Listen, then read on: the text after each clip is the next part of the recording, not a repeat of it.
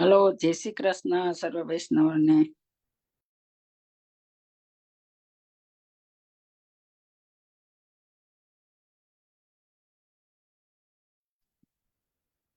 Hello, જય શ્રી કૃષ્ણ.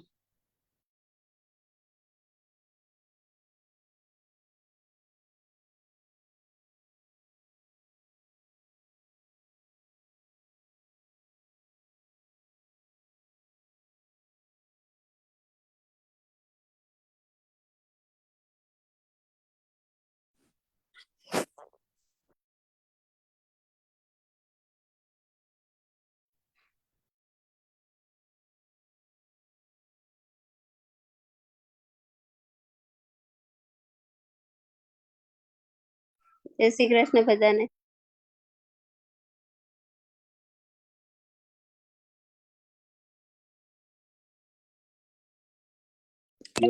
જય શ્રી કૃષ્ણ.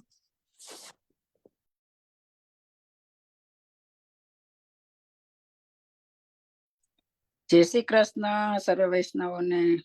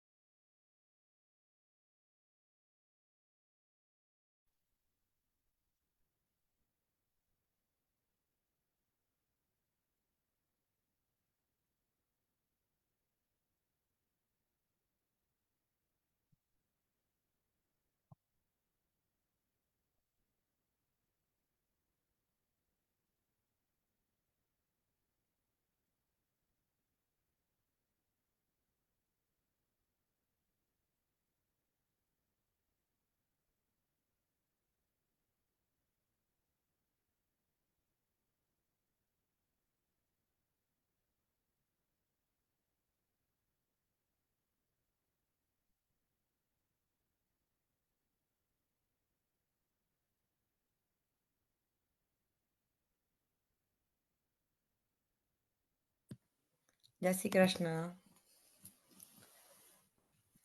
જય શ્રી કૃષ્ણ. જય શ્રી કૃષ્ણ. જય શ્રી કૃષ્ણ. આપણે આજનો સત્સંગ મંગલાચરણથી શરૂ કરીશું.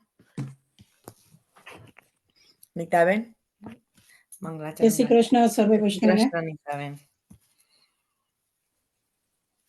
ચિંતા સંતાન હંતારો યત્પાદાભુજરેણ સ્વીયાનામ તાનિ જાચાર્યં પ્રણમામિ મુહુર્મુઃ યદનુગ્રન્થો જંતુ સર્વદુઃખાતિવો ભવેત તમહં સર્વદા વંદે શ્રીમદ્વલ્લભનંદનમ અજ્ઞાનતિમિરાન્ધસ્ય જ્ઞાનાં જનશલાકયા ચક્ષુર્મિલિतं येन તસ્मै શ્રીગુરવે નમઃ. નમામિ હૃદયે શેષે લીલાક્ષીરાબ્ધિશાયિનम् લક્ષ્મી સહસ્રલીલાભિ સેવ્યમાनं કલાનિધિં ચતુર્ભેશ્ય ત્રિભેસ્તથં સળવિરાજતે સૌ પંચદારદયે મમ પંચદારદયે મમ પંચદારદયે મમ. શ્રી કૃષ્ણ. ગોરધનાથ કી જય. વિરાજધરણ કી જય. બધા શ્યામ વૈષ્ણવને જય સુંદર. શ્રી કૃષ્ણ. આજે આપણે આજના સત્સંગમાં કલ્પેશ અંકલ છે, તો કલ્પેશ અંકલ આપણને સ્પેશિયલ ટોપિકના વિશે ડિસ્કશન કરશે. The special topic is Sharad Purnima. So Kalpesh uncle, go ahead. Jai Shri Krishna.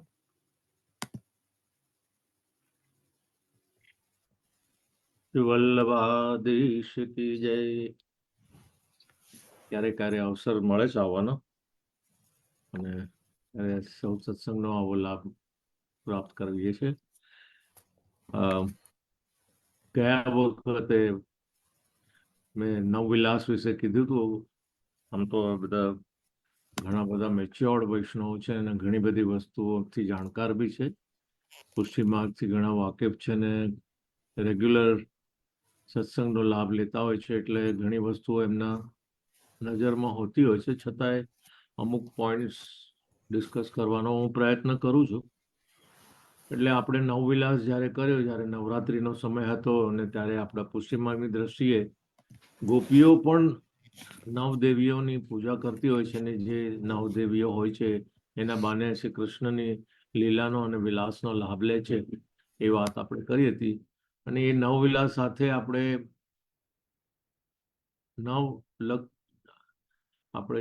નવદા ભક્તિની પણ વાત જોડાઈ શકે એમ છે, કારણ કે દરેક દિવસના વિલાસને આપણે એક ભક્તિની સાથે જોડીએ ને એ પ્રમાણમાં જે એ દ્રષ્ટિએ વિલાસ થતો હતો અને એમાં જે આપણી જે ભક્તિ છે એનું પ્રાધાન્ય અપાતું હતું, એનું ઇમ્પોર્ટન્ટ ઘણું બધું ગણાય છે.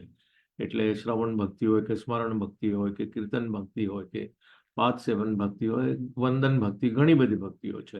એટલે એ ભક્તિઓ સાથે આપણે એ 9 દિવસ 9 વિલાસ એ ભક્તિના સ્વરૂપમાં કરીને 10મા દિવસે પ્રેમ લક્ષણા જેની પરાકાષ્ઠા સૌથી ઊંચી છે, એ વિજયાદશમી વિશે બી વાત કરી શકાત, પણ આઈ થિંક ગયા વખતે હું મિસ કરી ગયો. તો હવે એ વિજયાદશમી વખતની જે વાતો છે પછી કરીએ, કારણ કે આ શરદ પૂનમ તો ખરેખર બહુ આનંદદાયક છે. તો ઠાકોરજીના રાસની અને એમના સાનિધ્યની સૌથી મોટી પરાકાષ્ઠા.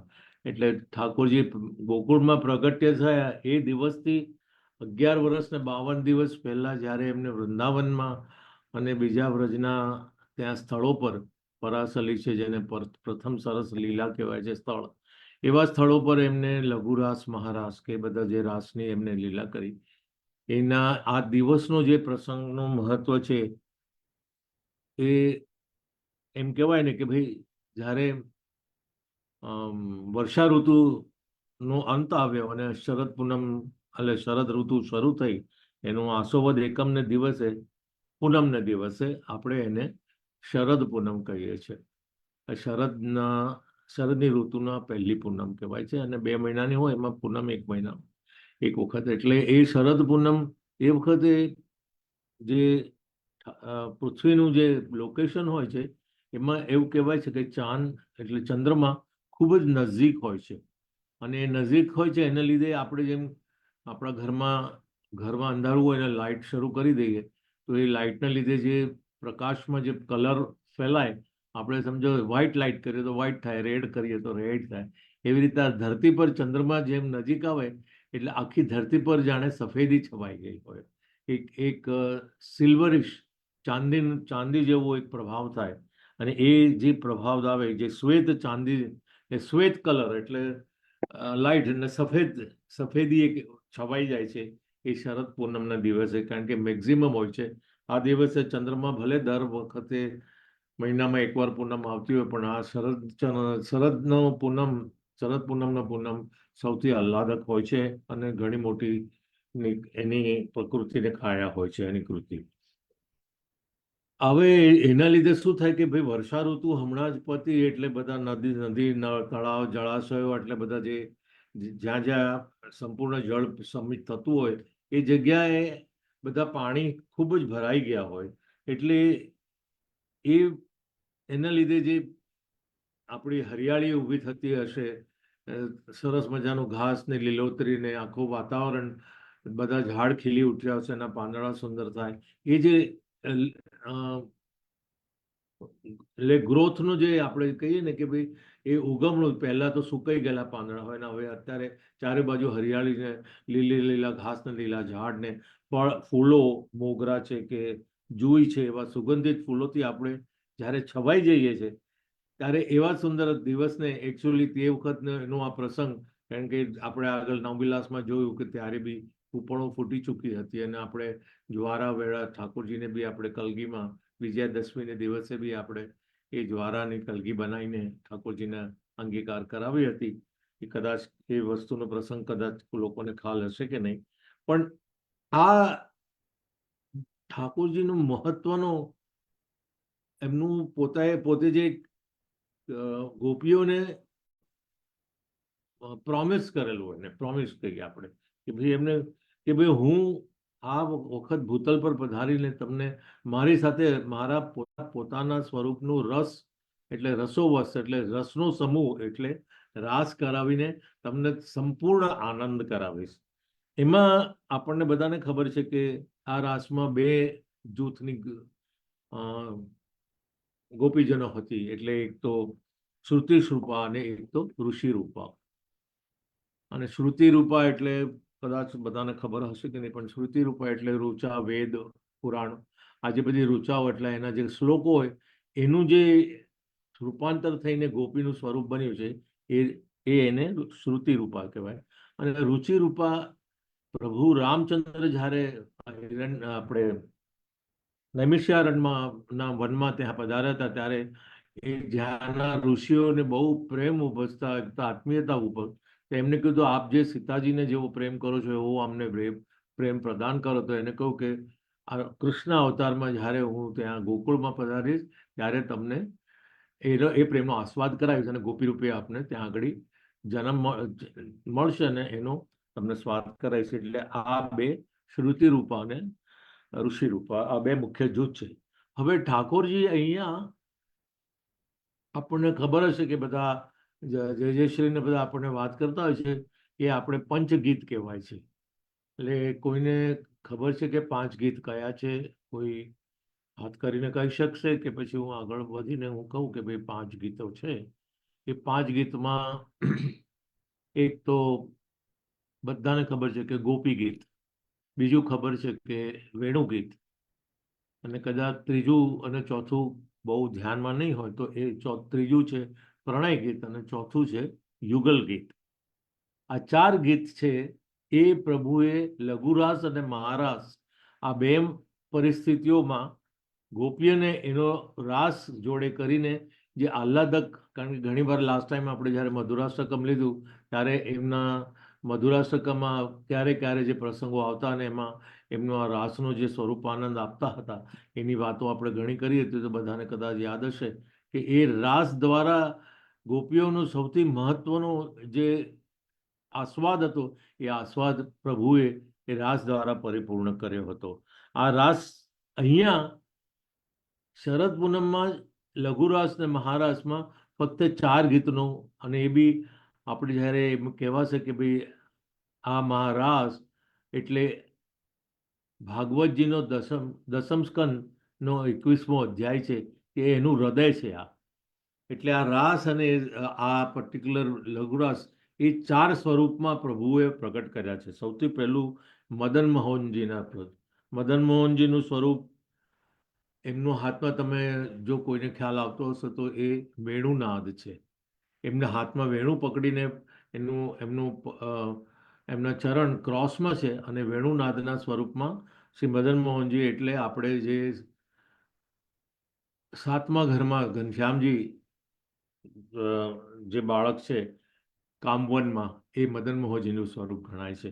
એ સ્વરૂપમાં એમને ત્યાં દર્શન આપ્યા હતા. બીજું છે ગોકુળચંદ્રમાજી એટલે સુરતમાં અને કામવનમાં, એ બી કામવનમાં એ સ્વરૂપ છે. એ ગોકુળ સમજવાનું સ્વરૂપ વિશે બી 2 મિનિટ હું કહીશ તમને, કે તમને બધાને યાદ કરાવું ફરીથી કે આપણે મધુરાષ્ટકમનું જ્યારે ગાન કર્યું, મહાપ્રભુજી જ્યારે ઘાટ પર ગયા અને જ્યારે એ ઠકરાની ઘાટની વાત કરીને પછી ચિંતિત થયા ત્યારે પ્રભુએ જે સ્વરૂપમાં પ્રગટ થઈ અને એ પ્રભુમાં એમને બ્રહ્મ સંબંધનો જે મંત્ર આપ્યો અને પછી પ્રભુએ એમાંથી ખુશ થઈને મધુરાષ્ટકમનું જે એમને ગાન કર્યું એ જે સ્વરૂપ હતું એ ગોકુળચંદ્રમાજીનું સ્વરૂપ હતું. આ બીજા ગીત માટે પ્રભુ ગોકુળચંદ્રમાજીના સ્વરૂપે ત્યાં પ્રગટ થાય છે. ત્રીજું છે વિઠ્ઠલનાથજીનું. એટલે વિઠ્ઠલનાથજીનું સ્વરૂપ તમને ખબર છે કે એ સ્વામિનીજી જોડે ત્યાં બિરાજે છે. સાથમાં આપણે જે શ્રીનાથજીમાં રાઈટ હેન્ડ સાઈડ પર જે ગલીમાં જઈને વિઠ્ઠલનાથજીનું મંદિર જે કહે છે કે જે બીજા ઘરના બાળક પાસે એ પ્રસ્થાપિત છે ગોવિંદલાલજી કરીને, તો એ વિઠ્ઠલનાથજીનું સ્વરૂપ, એમનું સ્વરૂપ બે હસ્ત છે કટી પર, એટલે કટી પર એટલે કમર પર એમને બે હાથ છે, સાથે સ્વામીજીનું સ્વરૂપ છે. એ ત્રીજું સ્વરૂપ આ રાસના એક ગીતમાં જ ગણાવે છે અને એ રીતે એમના દર્શન દીધા છે ને ત્યાં ઠાડા છે. અને એ સમયે તે લલિત ત્રિભંગી એ સ્વરૂપે ધર્મી સ્વરૂપ એટલે રસોવાઈસ એ એમનું ચોથું સ્વરૂપ છે. અને એ સ્વરૂપ ગોપીજનોને પ્રગટ કરી આ રીતે એમને સ્વરૂપાનંદનું દાન આપ્યું. એમના ચારે સ્વરૂપમાં જુદા જુદા સમયે જુદા જુદા સ્થળે એમને આ આપ્યું. એ આપણા આ શરદ પૂનમનો મહત્વ છે.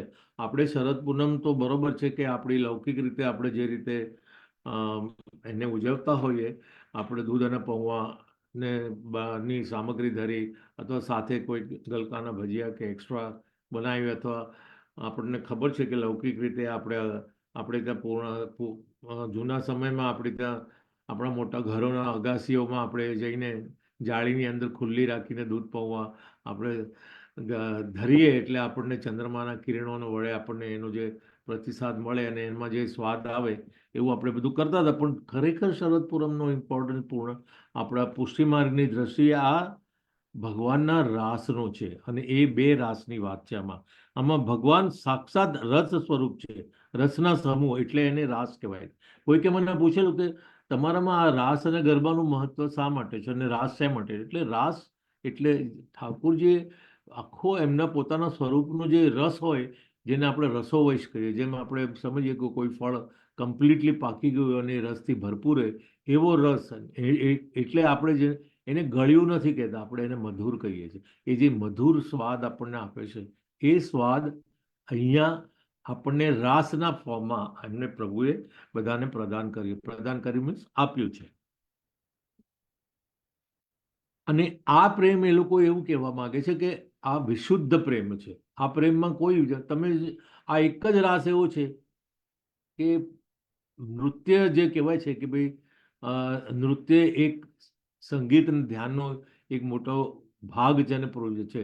પણ આપણું આ રાસ એક એવો અલૌકિક અને સુંદર છે કે એમાં તમારી પાસે કોઈ જાતની ચેષ્ટા કે કોઈ જાતની અશ્લીલ તમારા કોઈ કાર્ય કે કૃત્ય કે તમારા કોઈ ડાન્સમાં તમારા કોઈ આંગો ઉપાંગને કશું ખોટું નહીં. તમને જે રાસ દેખાય, જે રાસમાં તમે દાંડિયાની સાથે હોય અને એ દાંડિયાની સાથે તમારે પ્રભુ તમારી સાથે સાક્ષાત એ સ્વરૂપમાં તમારી સાથે એનો તમને પૂરેપૂરો આસ્વાદ કરાવે છે. અને એ આસ્વાદ એટલો સુંદર છે ને એટલો અલૌકિક છે કે તમે એમના સ્વરૂપનું એક મર્યાદાથી તમે એનું સ્વરૂપનો આનંદ માણો છો.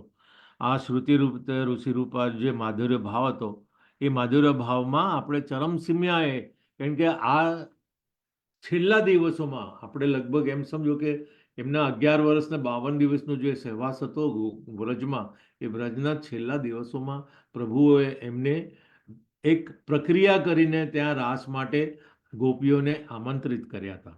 એટલે કેવી રીતે કે આ થોડું લાંબુ છે Sejal, I think it might take like 5 to 10 minutes more if you don't mind. એટલે ચરમસીમામાં એને મહારાસ ફલિત થયો. એનું કારણ એ છે કે ગોપીજનોએ એમને જે વચન આપ્યું એના મનોરથ પૂરા કરવા એમને આ લાસ લીલા કરી છે. હવે I will just try to see that we just probably move very fast. Sharad પૂનમની રાત્રે ગોપી પ્રભુએ વનમાં જઈને વેણુનો નાદ નો સૂર વ્યાવ્યો. તો ગોપીઓ તો જાણે પેલા ઘાસના તણખલાની માફક ઉડી ઉડીને ઠાકોરજીની પાસે એ આટલી મધ્યરાતે પણ આવીને ઊભા રહી ગયા. ત્યારે એ જે ગોપીનો એમને નાદ વેણુનો જે નાદ કર્યો અને જે સ્વરૂપે એમને કર્યો, એ સ્વરૂપ જે મેં આગળ કીધું એ મદન મોહનજીના સ્વરૂપે, એ સ્વરૂપે એમને જે નાદ કર્યો અને લીધે જે ગોપીઓ પોતે આકર્ષિત થઈને બધી જ્યાં હતી, જે પરિસ્થિતિમાં હતી, કોઈ રસોઈ કરતી હતી, કોઈ ઊંઘતી હતી, કોઈ બીજું કામ કરતી, કોઈ છોકરાઓને રાખતી હતી, એ બધું છોડીને પોતાનો લૌકિક જેટલો પ્રેમ હતો એ બધાને છોડીને એ લોકો અલૌકિક આકર્ષણ માટે એ વનમાં પહોંચી ગયા. અને એ વેણુનાદને આપણે જે સાંભળીએ છીએ એ વેણુ ગીત કહેવાય છે. ત્યારબાદ પ્રભુએ ગોપીઓની પ્રેમની કસોટી કરી અને કરવા એમને પાછા જવાની આજ્ઞા કરી કસોટી કરવા માટે. એટલે ત્યારે એ લોકોએ શું સિદ્ધ કરીને આપ્યું? એમને દરેક ગોપીજોએ કીધું કે અરે ભાઈ, તમે વેણુનાદ કરી, અમને ભાન બોલાવી, તમે અમને અહીંયા આગળ આમંત્રિત કરો છો અને હવે આવ્યા પછી તમે અમને એવું કહો છો કે તમે હવે પાછા જાઓ, કારણ કે તમારા ઘરે તમારા સાસુ સસરા, તમારું ફેમિલી, તમારા પતિ ને બધા તમારી ગેરહાજરીમાં એ લોકો એક સાક્ષીની એમને નહીં ગમે. તો એની આજ્ઞા વિશે પ્રભુને ઉત્તર, જે સરસ સુંદર એમને જે ઉત્તરો આપીને પ્રભુને સિદ્ધ કર્યું કે અમે તો અમારા બધા લૌકિક વ્યવહારો તોડીને અમે તો અમારા અલૌકિક પતિ સાથે કાયમનો સંબંધ સ્થાપવા, આજે આ મહારાષ્ટ્રનો લાભ લેવા, જે અમારી અંતરની આટલા વર્ષોની ઈચ્છા હતી એ પૂરી પૂર્ણ કરવા અમે અહીંયા આવ્યા છે. એટલે હવે તમે અમને કહેશો તો અમે પાછા નહીં જઈએ. અને એ જે જવાબ આપે છે અને જે ગોપીઓનો જે ઉત્તર હોય છે એને આપણે ગોપી ગીત કહેવાય છે. આ શરદ પૂનમને દિવસે આ થયું.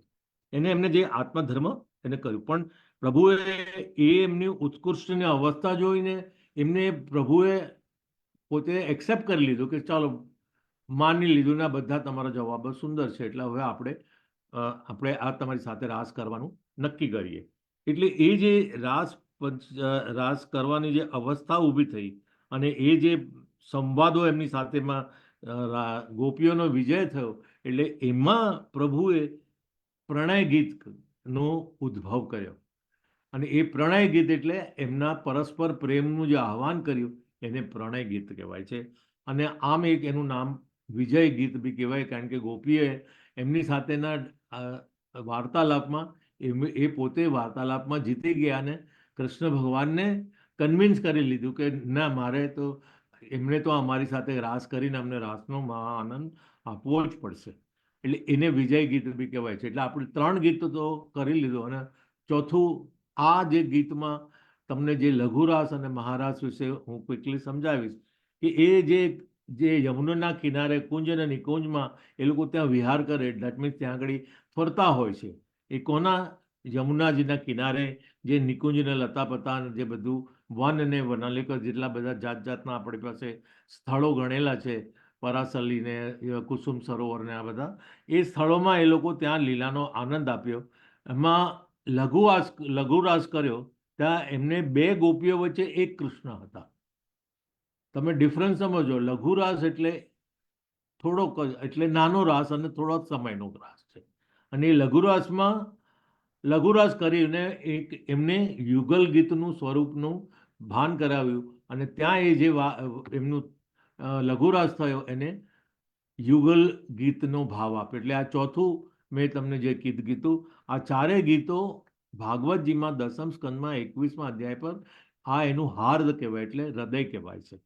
આ 4. અને 5મું ગીત તમને કોઈને કદાચ યાદ હશે કે નહીં, પણ ટૂંકમાં હું કહી દઈશ કે 5મું ભ્રમર ગીત કહેવાતું હતું. અને એ ભ્રમર ગીતનું સંજોગ અને લોકેશન અને સમય જુદું છે, એટલે આ 4 ગીત સાથે અહીંયા નથી. એટલે જ મેં જેમ આગળ કહ્યું એમ પ્રભુ 4 સ્વરૂપમાં આપણી સામે 4 ગીતને લઈને આપણી સામે, એટલે ગોપીઓની સામે એ ત્યાં આગળ એમને એના દર્શન આપ્યા હતા. હવે આમને લઘુરાસ થયો એટલે આજે થયું એવું કે ગોપીઓના મનમાં એક અભિમાન આવી ગયું. એમને એવું લાગ્યું કે અમારા જેવા આમ કહેવાય કે ભાગ્યશાળી કોઈ નથી. અમને આ જે આનંદ મળ્યો છે એવો કોઈને નથી મળ્યો. એમના મનમાં જે માન આવ્યું કે અભિમાન આવ્યું, તો ઠાકોરજી ત્યાં અંતર ધ્યાન થઈ ગયા.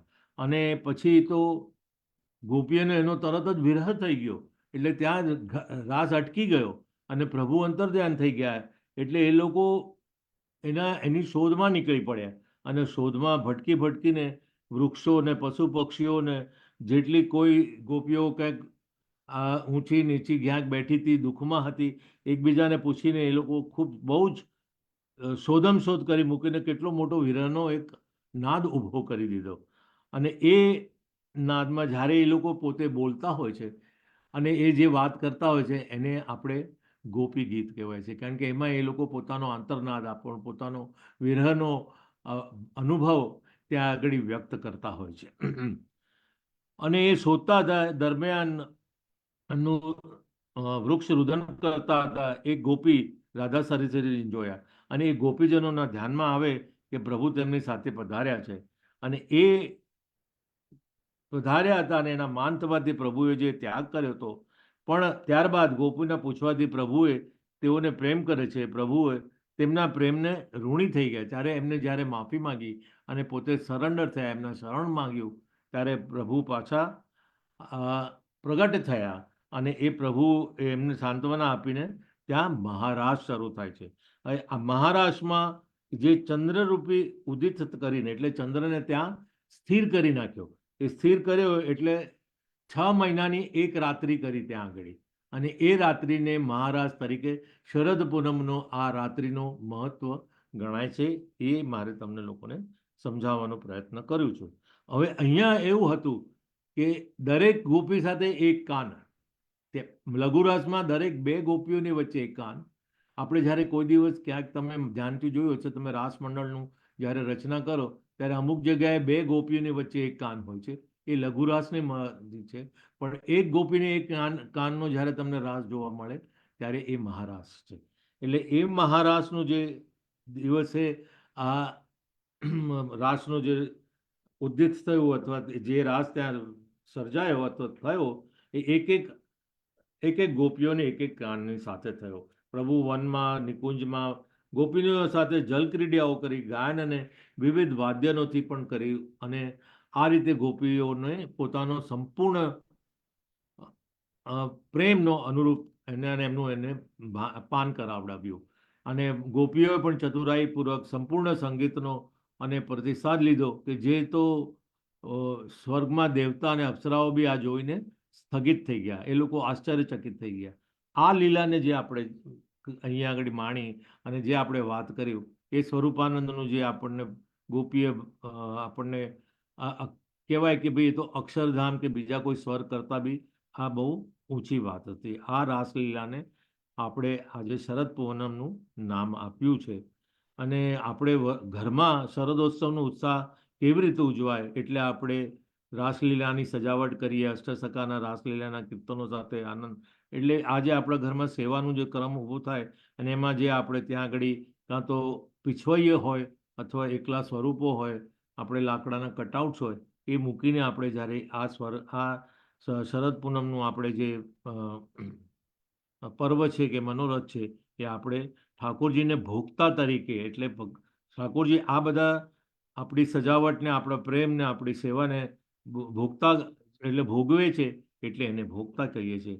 આપણે આ દિવસે એને 2 રીતે ગણાય છે. એક તો શુક્લ અભિસારિકા કહેવાય ને કૃષ્ણ અભિસારિકા. શુક્લ અભિસારિકા એટલે કે આ શરદ પૂનમમાં, કારણ કે જ્યાં ચારે બાજુ ચાંદની પથરાઈ છે એટલે આપણે આ દિવસોમાં બને ત્યાં સુધી બધે શરદ પૂનમની આસપાસના દિવસોમાં શ્વેત વસ્ત્રોથી આપણે ઠાકોરજીને આનંદ કરાવીએ છીએ. એમના શ્વેત વસ્ત્રો હોય, પીછવાઈ શ્વેત હોય, નીચેની બિછાના શ્વેત હોય, આજુબાજુ બધા શ્વેત હોય, શ્વેત. પણ એના પછી વચ્ચે એમના એ પોતે છે ઠાકોરજી, એટલે એ તો કૃષ્ણ અભિસારિકામાં છે. એટલે એ કૃષ્ણ હંમેશા શ્યામ વર્ણ હોય, એટલે ગોપીઓ શ્વેત વર્ણ હોય અને કૃષ્ણ શ્યામ વર્ણ હોય. એટલે એ વખતે કૃષ્ણને લઈને આપણે બધી જ આપણી બધો સજાવટ, બધો એને શું કહે આપણે શુક્લ કલરનો એટલે કાળો કલરનો હોય અને શ્યામ કલરનો હોય. એટલે એ એક વખત શ્વેત કલર એટલે શ્યામ કલરની પીછવાઈ, શ્યામ કલરનો વાઘો, શ્યામ કલરના શણગાર શ્યામ કલરનો હોય ને એક વખત શ્વેત કલરનો હોય. આ રીતે શ્વેત ઝરીના હીરાના મુકટના શૃંગારના આદિ આ બધા વિશેષ સામગ્રીઓ ભોગ ધરીએ. શ્રીમદ ભાગવતના આ રાસને પંચ અધ્યાય પ્રમાણે સંપૂર્ણ રીતે રાસલીલાની ભાવના પ્રમાણે આપણે આ વૈષ્ણવ આ દિવ્ય લીલાનું પ્રભુની સાથેનું ઉજવીને સાક્ષાત સારસ્વત કલ્પ જેવો જે શરદ પૂનમનો દિવસનો આનંદ આપણે જે માનીએ છીએ એને આપણે શરદ પૂનમ તરીકે ઉજવીએ છીએ. તો આ સાથે હું મારી વાણીને અહીંયા વિરામ આપું. જય શ્રી કૃષ્ણ. સૌને ભગવત સ્વાગત. જય શ્રી કૃષ્ણ. આપણે પેલું બીજું કયું હતું? એક મદન મોહન, વિઠ્ઠલનાથ, રસોનાથ અને ગોકુલનાથ. ગોકુલ ચંદ્રમાજી, ગોકુલનાથ નહીં, ગોકુલ ચંદ્રમા. ચંદ્રમાજી. એટલે આ બંને સ્વરૂપ કામવનના છે, નિધિ સ્વરૂપનું. એ પેલા આપણા જે આવે છે ને એ વેણુનાથનું, એમનું પાસે એ વેણુનાથનું છે ને એમનું હા, એ મદન મોહનજીનું સ્વરૂપ છે. એ હા. મદન મોહનજીનું આપણે હરિરાયજી હા, આવે છે. મદન હરિરાયજી જે છે ને, હા. જે આપણા અનિરુદ્ધ બાવાશ્રી આવે છે એ કામવન વાળા, એ ગોકુલ ચંદ્રમાજી સુરતમાં. સુરતના. અને ત્રીજું મેં તમને કીધું એ વિઠ્ઠલનાથજી, એટલે બીજું સ્વરૂપ ગોવિંદરાયજી જય શ્રી, એટલે જે લોકો ઇન્દોર છે કે ઉજ્જૈનમાં છે, એટલે ત્યાં આગળનું એ સ્વરૂપ છે. આમ તો આપણે એવું કહીએ કે 3 સ્વરૂપ છે, નાગદમન સ્વરૂપ છે, પછી ઇન્દ્રદમન છે ને દેવદમન છે. આ 3 સ્વરૂપ છે, એમાંનું એક સ્વરૂપ ગણાય. પણ એ વાત આખી જુદી થાય છે. એમ તો 12 સ્વરૂપ છે, 7 અને 2 9 ને 2 11 ને 1 12, એવી રીતે 12 સ્વરૂપ છે આપણે. તો આ બધી આખી વાત સ્વરૂપની જુદી થઈ જશે. પણ આ 4 ગીતો સાથેનું સંકળાયેલું આ શરદ પૂનમનો ઉત્સવ, 4 સ્વરૂપે ઠાકોરજીએ પણ એમના 4 સ્વરૂપનો આપણને 4 રીતે દર્શન આપ્યા દરેક ગીતના પ્રસંગમાં. અને અલ્ટિમેટલી આપણે એ રીતે સેવાનો લાભ લઈ શરદચંદ્રનો આપણે આજે શરદ પૂનમનો આજે અલૌકિક રીતે મનોરથ માણ્યો બધાએ વર્ચ્યુઅલી. એ આપણો એક અલભ્ય લાભ છે. બરોબર છે. એટલે શરદ પૂનમની આ એક થેન્ક યુ. આપણે પૂર્ણાહુતિ થાય છે. Thank you Kalpesh uncle. બોલો શ્રી આપણે એક વખત વલ્લભ. સ્વરૂપ વિશે પણ વાત કરીશું. હા, બધા. Let's do the presentation on that one time. કરીશું આપણે તો આ બધી વસ્તુઓ માટે હંમેશા. ડિસ્ક્રાઇબ ઈચ સ્વરૂપ and where they are located. હા, એટલે ઘણું બધું સરસ છે, સુંદર છે, બહુ જાણવા જેવું છે. આપણે very good topic. Virtual tour છે એ બધી. એટલે ભલે અહીંયાથી આપણે અહીંયાથી બેસીને આપણે એનું સ્મરણ કરીશું ને આપણે ઇમેજિનેશન કરી શકાય. ઇમેજિનેશન ને અલ્ટિમેટલી તમારા માનચક્ષુ તરફ સાક્ષાત ઊભું બી થશે એ વસ્તુ, અને ઘણી એમાં આનંદ બી આવશે ને તમને ખરેખર લાભ મળશે એનો. એટલે બહુ સારું છે. જય શ્રી કૃષ્ણ. જય શ્રી કૃષ્ણ. ચાલો આપણે વાત કરીએ. યમનાષ્ટક. દીપિકાબેન, જય શ્રી કૃષ્ણ. જય શ્રી કૃષ્ણ. જય શ્રી કૃષ્ણ. આપણે યમનાષ્ટક કન્ટિન્યુ કરીશું. આપણે યમનાષ્ટકનું થોડું પાન તો કર્યું હતું, પણ આજે છે ને યમુનાજીનું અલૌકિક સ્વરૂપ કેવું છે એના માટે આપણે એક વાર્તા પ્રસંગ લઈએ છીએ. માધવદાસની વાર્તા. માધવદાસની આગ્રામાં કાપડની બહુ મોટી દુકાન હતી. તેઓ ભારે કિંમતી કાપડનો મોટો વેપાર કરતા. ગામ ગામથી કિંમતી કાપડ મંગાવતા. દુકાન ધમધોકાર ચાલતી. તેમનું બહુ મોટું નામ હતું. એક દિવસ શ્રી ગુસાઈજી આગ્રા પધાર્યા. દુકાન પાસેથી ગુસાઈજી પધારતા હતા ત્યારે દુકાનમાં ગાદી તકે બેઠેલા માધવદાસની નજર શ્રી ગુસાઈજી ઉપર પડી. નજર પડતા જ મનમાં નિશ્ચય થયો કે મારે તેમના સેવક થવું જોઈએ. તેઓ તરત જ દુકાન પરથી નીચે ઉતર્યા, પણ ત્યાં સુધી તો શ્રી ગુસાઈજી આગળ પધારી ચૂક્યા હતા. પાછળ પાછળ માધવદાસ પણ ઉતાવળા પગે ચાલ્યા. રૂપચંદ નંદના ઘરે આવ્યા. શ્રી ગુસાઈજીનો ત્યાં મુકામ હતો. માધવદાસે શ્રી ગુસાઈજીને વિનંતી કરી સેવક કરવા કાલાવાલા કર્યા. શ્રી ગુસાઈજીએ તેમને દૈવી જીવ જાણી બીજે દિવસે બ્રહ્મસંબંધ કરાવ્યું અને આજ્ઞા કરી, તમે રૂપચંદ નંદાનો સત્સંગ કરજો અને તેનાથી તમારું કલ્યાણ થશે. માધવદાસે શ્રી ગુસાઈજીને વિનંતી કરી કે માધવદાસ રોજ રૂપચંદ નંદાના ત્યાં ભગવદ વાર્તા સાંભળવા આવતા. તેમને શ્રી ગુસાઈજીના સ્વરૂપમાં સ્નેહ વધવા લાગ્યો. તેમના મનમાં મનોરથ જાગ્યો કે શ્રી ગુસાઈજી અને તેમના પૂરું પરિવારને ઉત્તમમાં ઉત્તમ વસ્ત્રો અંગીકાર કરાવું. મારી દુકાનમાં દેશ દેશાવરથી ઉત્તમ વસ્ત્રો આવે છે.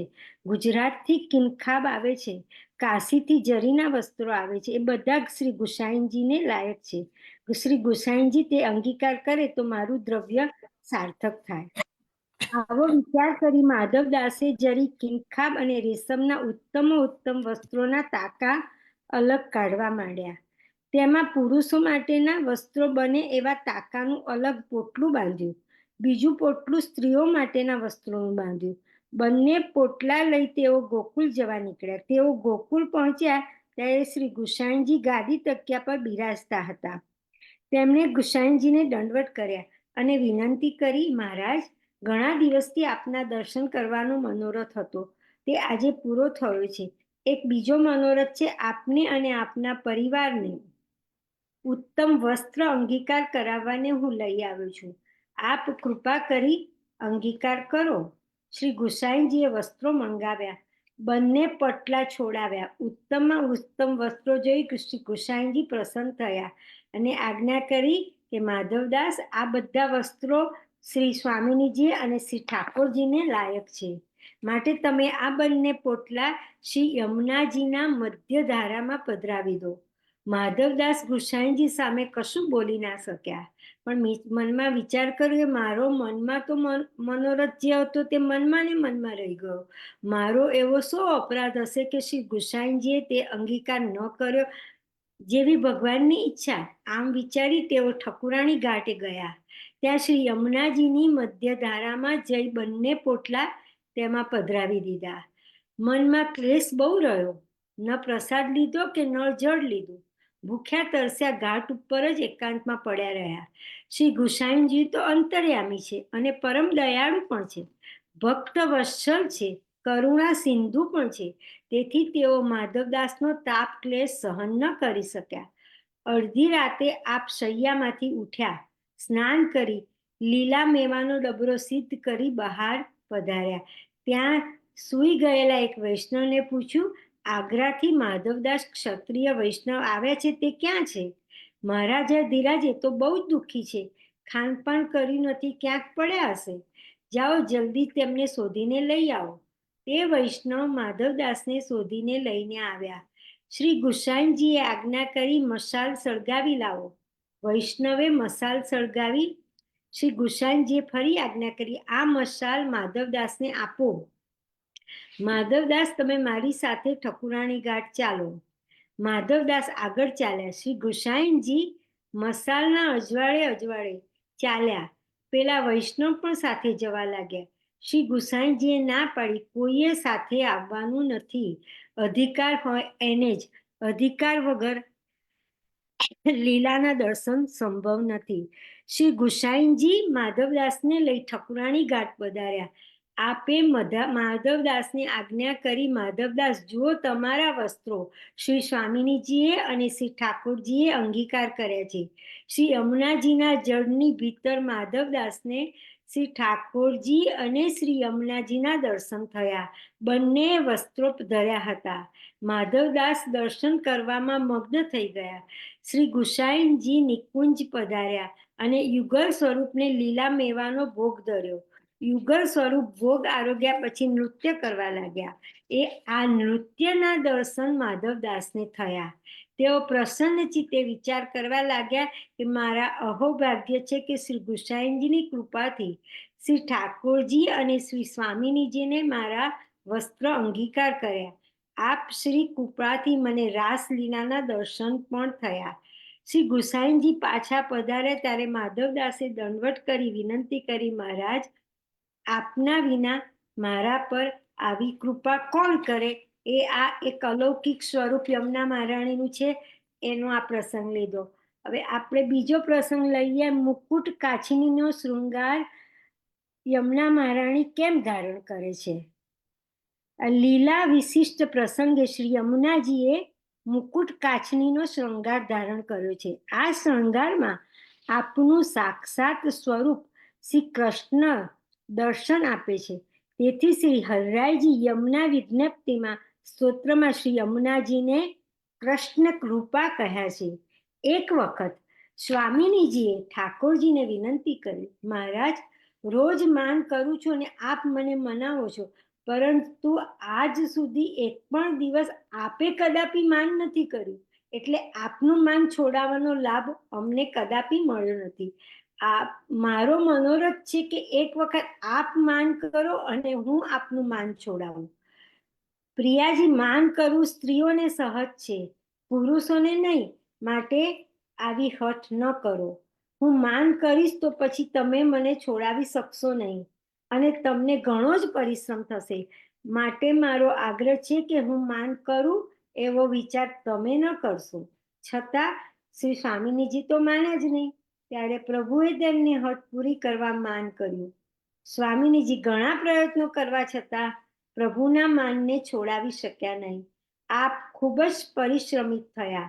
હવે શું કરવું તે સૂઝતું નહોતું. ત્યારે શ્રી યમુનાજી પધાર્યા. યમુનાજીએ કહ્યું, પ્રિયાજી, પ્રભુએ ના પાડવા છતાં તમે હઠ કરી, તેથી આટલો પરિશ્રમ થયો. છતાં તમારી આજ્ઞા હોય તો તમારી કૃપાથી પ્રભુને રીઝવવા હું પ્રયત્ન કરું, પરંતુ પ્રભુ સરળ રીતે, સરળ યુક્તિથી રીઝશે નહીં. તેમને રીઝવવા માટે કોઈક વિશિષ્ટ પ્રકારની યુક્તિ કરવી પડશે. યમુનાજીએ યુક્તિ કેવી રીતે કરવી એ જણાવ્યું. સ્વામિનીજીએ તે પ્રમાણે શ્રી યમુનાજીને ઠાકોરજીની જેમ મુકટ કાછડીનો શણગાર ધરાવ્યો અને યમુનાજી શ્રી ઠાકોરજી બિરાજતા હતા ત્યાં નિકુંજમાં પધાર્યા. શ્રી યમુનાજીને પોતાના જેવો શૃંગાર ધારણ કરી પધારતા જોઈ પ્રભુ મંદ મંદ મુસ્કરાતા સામે પધાર્યા. પ્રભુએ શ્રી યમુનાજીનો હસ્ત પોતાના હસ્તમાં લઈ આજ્ઞા કરી, શ્રી યમુને, અમે કંઈ તમારાથી માન કર્યું નહોતું. અમે તો માન અમારી સ્વઈચ્છાથી પણ કર્યું નહોતું. કેવળ શ્રી સ્વામિનીજીના મનોરથને સિદ્ધ કરવા માટે જ આ માન કર્યું હતું. તમે તો અમારા અત્યંત પ્રિય છો, એટલે તમે પધારો ત્યારે મારું માન ટકે જ નહીં. તેમાંય તમે મારા વસ્ત્ર શૃંગારમાં અત્યંત સુંદર લાગો છો. મારી વિનંતી છે કે તે હંમેશા આ જ શૃંગાર ધારણ કરો. કૃપાનાથ, હવે આપ સ્વામિનીજી સાથે માન છોડો અને તેમની પાસે પધારો. હું આપને પધરાવવા જ આવી છું, ભલે ચાલો. શ્રી યમુનાજી ઠાકોરજીને સ્વામિનીજી પાસે પધરાવી આવ્યા. શ્રી સ્વામિનીજીએ અને સૌ સખીઓએ યમુનાજીને એ જ વિનંતી કરી કે આપ આ શૃંગારમાં અત્યંત શોભાયમાન લાગો છો, માટે આપ સદૈવ આ શૃંગાર ધારણ કરો. સૌની પ્રસન્નતા માટે શ્રી યમુનાજી ત્યારથી મુકુટ કાછની શૃંગાર ધારણ કર્યો. અને એવો બીજો એક પ્રસંગ છે લીલાનો, જ્યારે સારસ્વત કલ્પમાં શ્રી કૃષ્ણચંદ્ર પ્રભુએ શરદ રાત્રિએ વેણુનાદ કરી વ્રજ ભક્તોને બોલાવ્યા, ત્યારે અગાઉ આપેલા વરદાનને પૂર્ણ કરવા વ્રજ ભક્તો સાથે પ્રભુએ રાસ કરવાનો મનોરથ કર્યો. વ્રજ ભક્તોએ વિનંતી કરી, મહારાજ, આ મુકુટ કાછના શૃંગારમાં આપ સાક્ષાત પુરુષોત્તમ સ્વરૂપે દર્શન આપો છો. અમે તો વ્રજની અબુધ નારીઓ છીએ. આપ આવા ઐશ્વર્ય સાથે જ્યાં સુધી આપનું દર્શન થાય છે ત્યાં સુધી સરખે સરખા બની રાસનો આનંદ આવતો નથી. આપ આપનું આ શૃંગાર વડો કરી રાસમાં પધારો. પ્રભુએ વિચાર કર્યો, અહીં એવું કોણ છે કે જેમને મારો આ શૃંગાર હું સોંપી દઉં? અહીં તો સૌ રાસ માટે તત્પર છે. ત્યાં યમુનાજી પધાર્યા. શ્રી યમુનાજીએ વિનંતી કરી, મહારાજ, મારા આ તટરૂપી નિકુંજમાં આપ સર્વ વ્રજ સુંદરીઓને રાસ વિલાસનું સુખ આપવા તત્પર બન્યા છો, તે મારું અહોભાગ્ય છે. રાસ વિલાસનું સુખ પામીને મને જે આનંદ થાય કે તેના કરતાં વ્રજ સુંદરીઓને રાસ વિલાસનું સુખ મળે તેનાથી મને વધારે આનંદ છે. આપ નિસંકોચ આપના શૃંગાર મને સોંપી અને આપ આ સર્વ વ્રજ સુંદરીઓને રાસ વિલાસનું સુખ આપો. શ્રી યમુનાજીની આવી તત્સુખની ભાવના જાણીને પ્રભુ અત્યંત પ્રસન્ન થયા.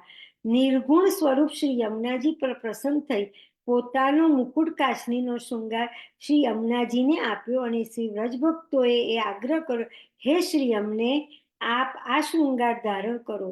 પ્રભુની પણ આજ્ઞા થવાથી શ્રી યમુનાજીએ વસ્ત્ર શૃંગાર ધારણ કર્યા. તે ધારણ કરતા જ પ્રભુના સર્વ ગુણ અને ધર્મો પણ યમુનાજીના માં પ્રકટ થયા. આમ યમુનાજી સાક્ષાત કૃષ્ણ રૂપા તરીકે સૌને દર્શન આપવા લાગ્યા. ત્યારથી શ્રી યમુનાજીએ ભક્તોના સુખ માટે મુકુટ કાછડીનો શૃંગાર કર્યો છે. શ્રી યમુનાજીના મુકુટ કાછડીના શૃંગારના ચિત્રજીના દર્શન કરતા આ લીલા ભાવનાનું ચિંતન કરવું. જય શ્રી કૃષ્ણ.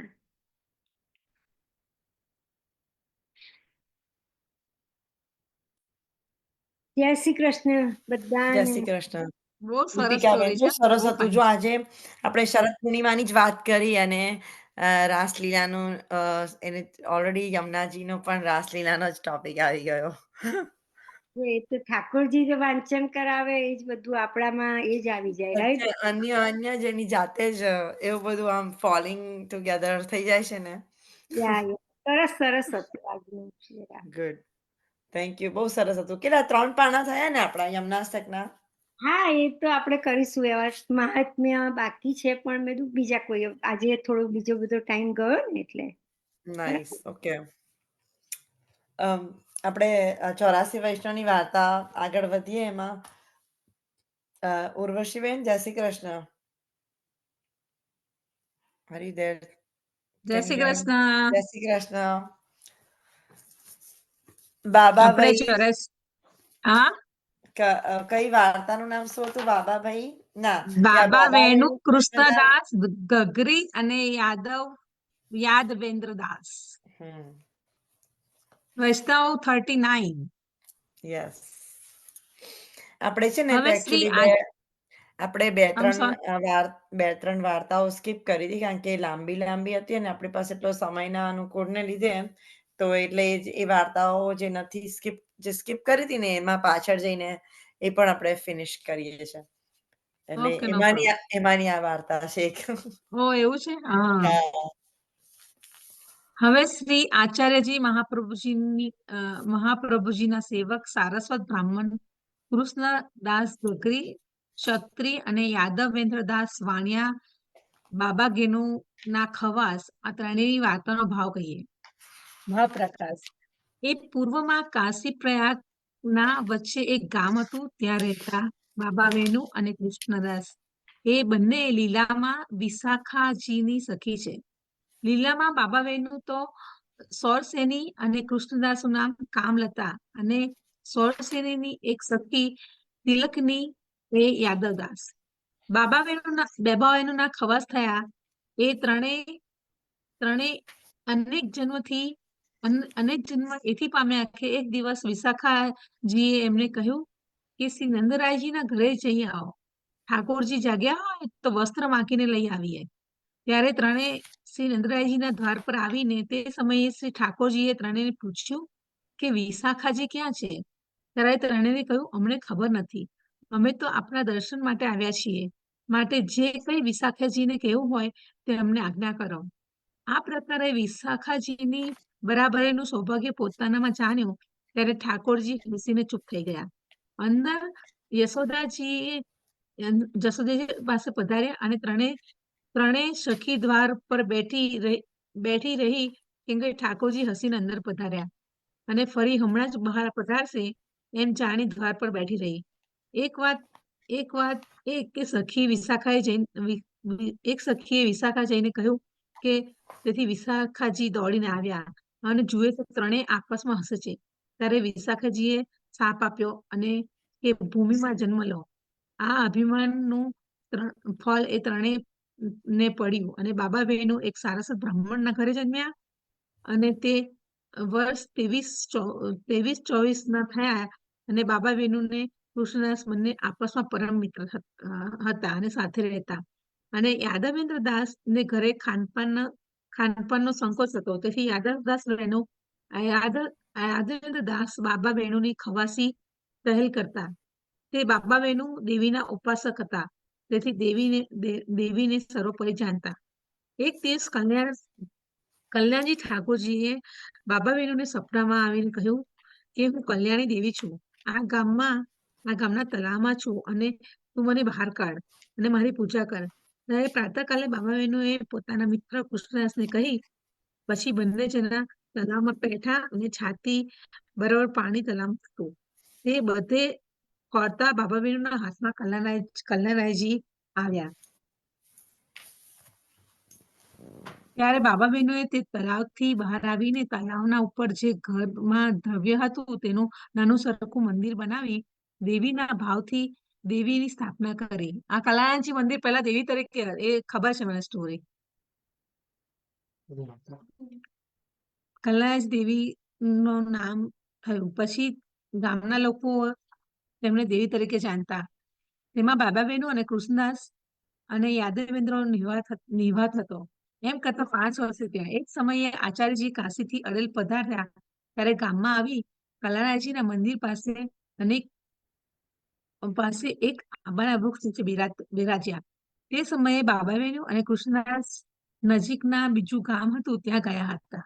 ત્યારે મંદિરમાંથી શ્રી કલ્યાણજીએ આચાર્યજીને બોલાયા કે આપ પધારો.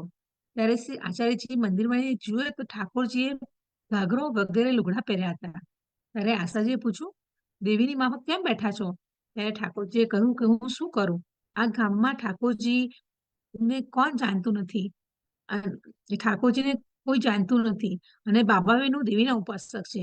હવે આપ મને ઠાકોરજીનું સ્વરૂપ સિદ્ધ કરાવો.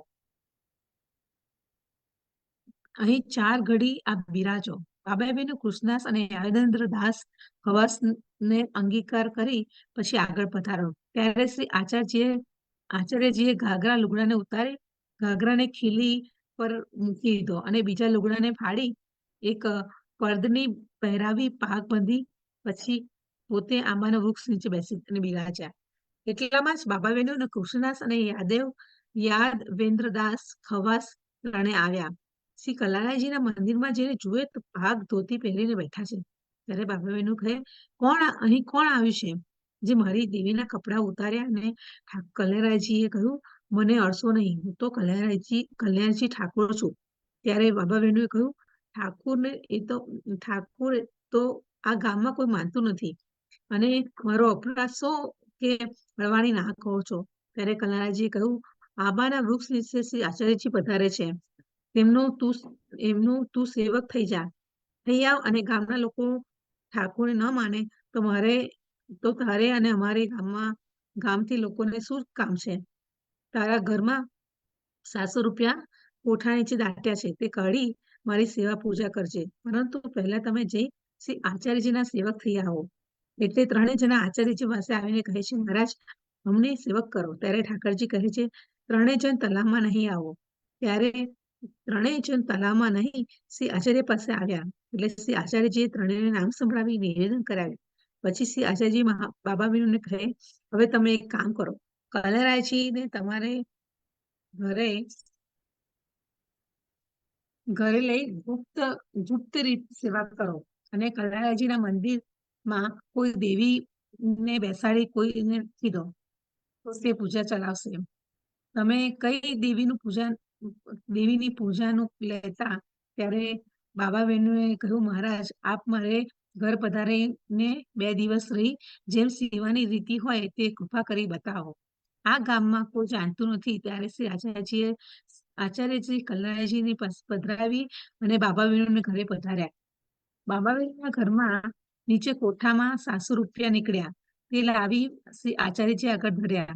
ત્યારે આચાર્યજી કહે છે, આ અમારા કામના નથી, આ તમને આપ્યા છે અને તારો દ્રઢ વિશ્વાસ ઠાકોરજીમાં થાય તો થાય તેથી દીધા છે, તેથી તમે રાખો. પછી આચાર્યજીએ 4 દિવસ ત્યાં રહી શ્રી કલ્યાણજીને પંચામૃત સ્નાન કરાવી બાબા બહેનો અને કૃષ્ણદાસના માથે પધરાવી પુષ્ટિ માંગી બધી રીત બતાવી અને આજ્ઞા કરી. શ્રી ઠાકોરજી તમને આજ્ઞા કરે છે તેમ કરજો. એ પ્રકારે સમજાવી પોતે અડેલ પધાર્યા. પછી બાબા બહેનો અને કૃષ્ણદાસ મળીને સેવા કરવા લાગ્યા. યાદવ ખવાસ સુધી ઉપરની પહેલ કરતા હતા. ત્યારે બાબા બહેનો એક બ્રાહ્મણે 10 રૂપિયા આપી દઈ અને દેવીને બેસાડી અને તેની પૂજા સોંપી દીધી. તે બ્રાહ્મણ પ્રસન્ન થઈ સેવા કરતો, ગામની જીવિકા હતી તે ખાતો. બાબા બહેનો અને યાદવ ખવાસ ને તો કોઈ સગો રહ્યો ન હતો. કૃષ્ણદાસને 2 ભાઈ હતા. તે આવીને શ્રી આચાર્ય પાસે નામ પમાવ્યા અને સાધારણ વૈષ્ણવ થયા. આ પ્રકારે બહુ દિવસ વીતી ગયા. એક હવે શ્રી ગોવર્ધનધર પ્રગટ થઈ ગોવર્ધન ઉપર બિરાજ્યા હતા. શ્રી કૃષ્ણજી સેવા કરતા હતા.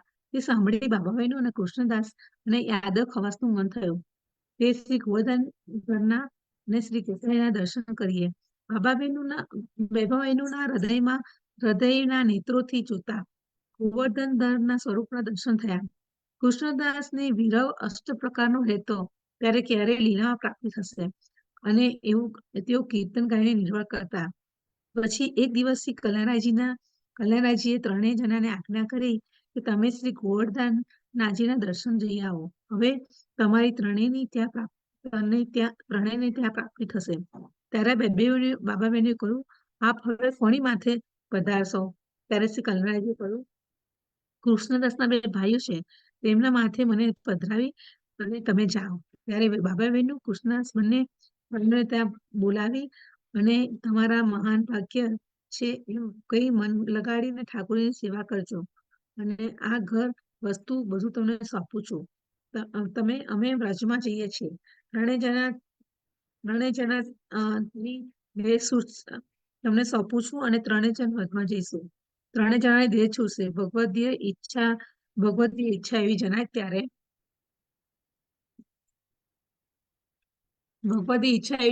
બંને હવે સેવા કરવા લાગે અને બંને પ્રસન્ન થઈને તે ત્રણેયને કેટલા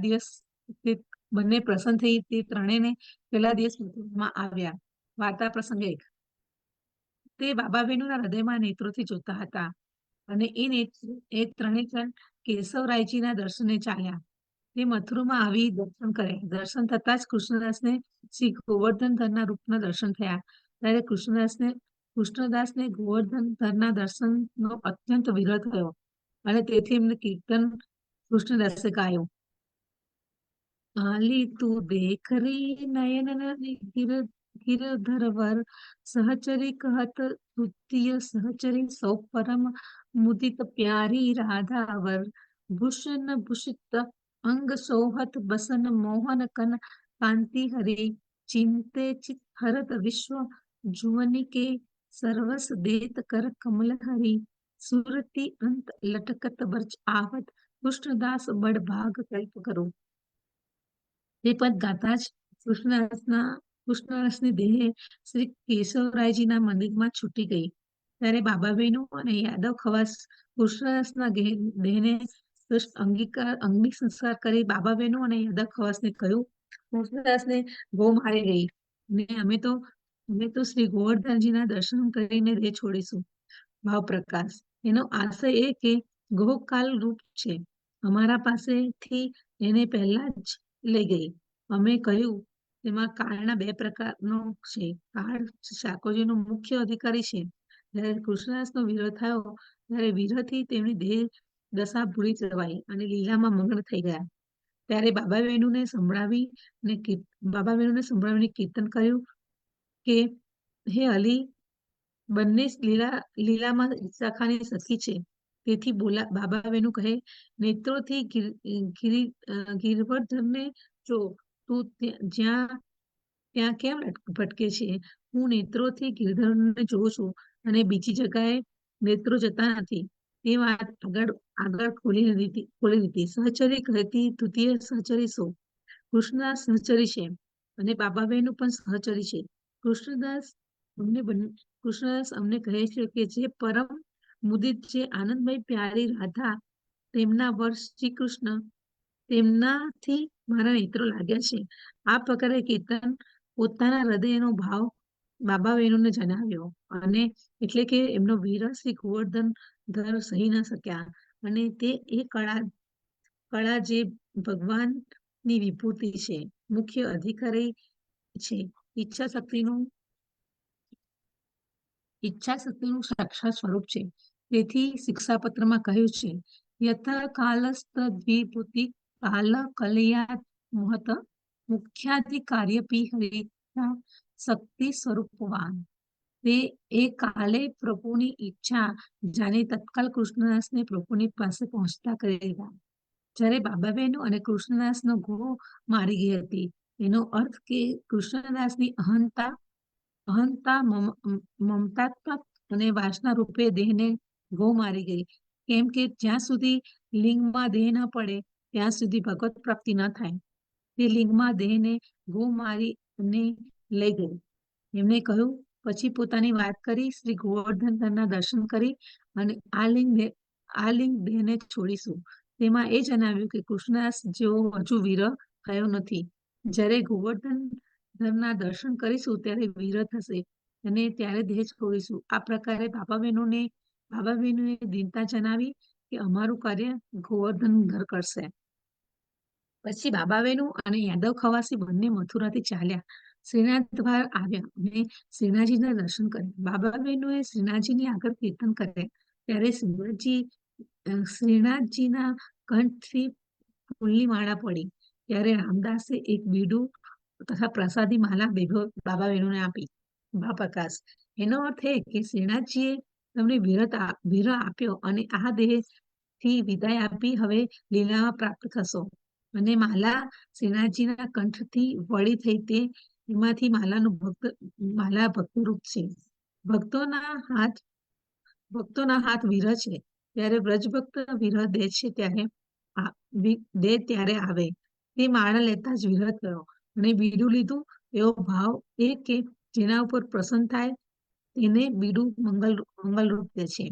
તે રામદાસજીને બીડું દઈ ને જણાવ્યું કે પ્રભુ તમારા ઉપર પ્રસન્ન છે. પછી બાબા બહેનોએ દંડવત કરી અને માલા બીડા લઈ પર્વતથી નીચે ઉતરી દેહ છોડી દીધો.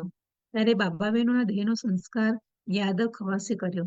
પછી શુદ્ધ થઈ શ્રી ગોસાઈજીના દર્શન કરી શ્રી ગોસાઈજીએ ભગવદીય જાણી સેવા આપી અને યાદવેન્દ્ર દાસ સેવા આપી તે યાદવેન્દ્ર દાસ કરવા લાગ્યા. પરંતુ તેમના મનમાં ખેદ રહેતો. પછી યાદવ ખવાસે વિચાર્યું કે હવે અહીં રહીને શું કરવું? જ્યાં બાબા બહેનો છે ત્યાં રહીશું.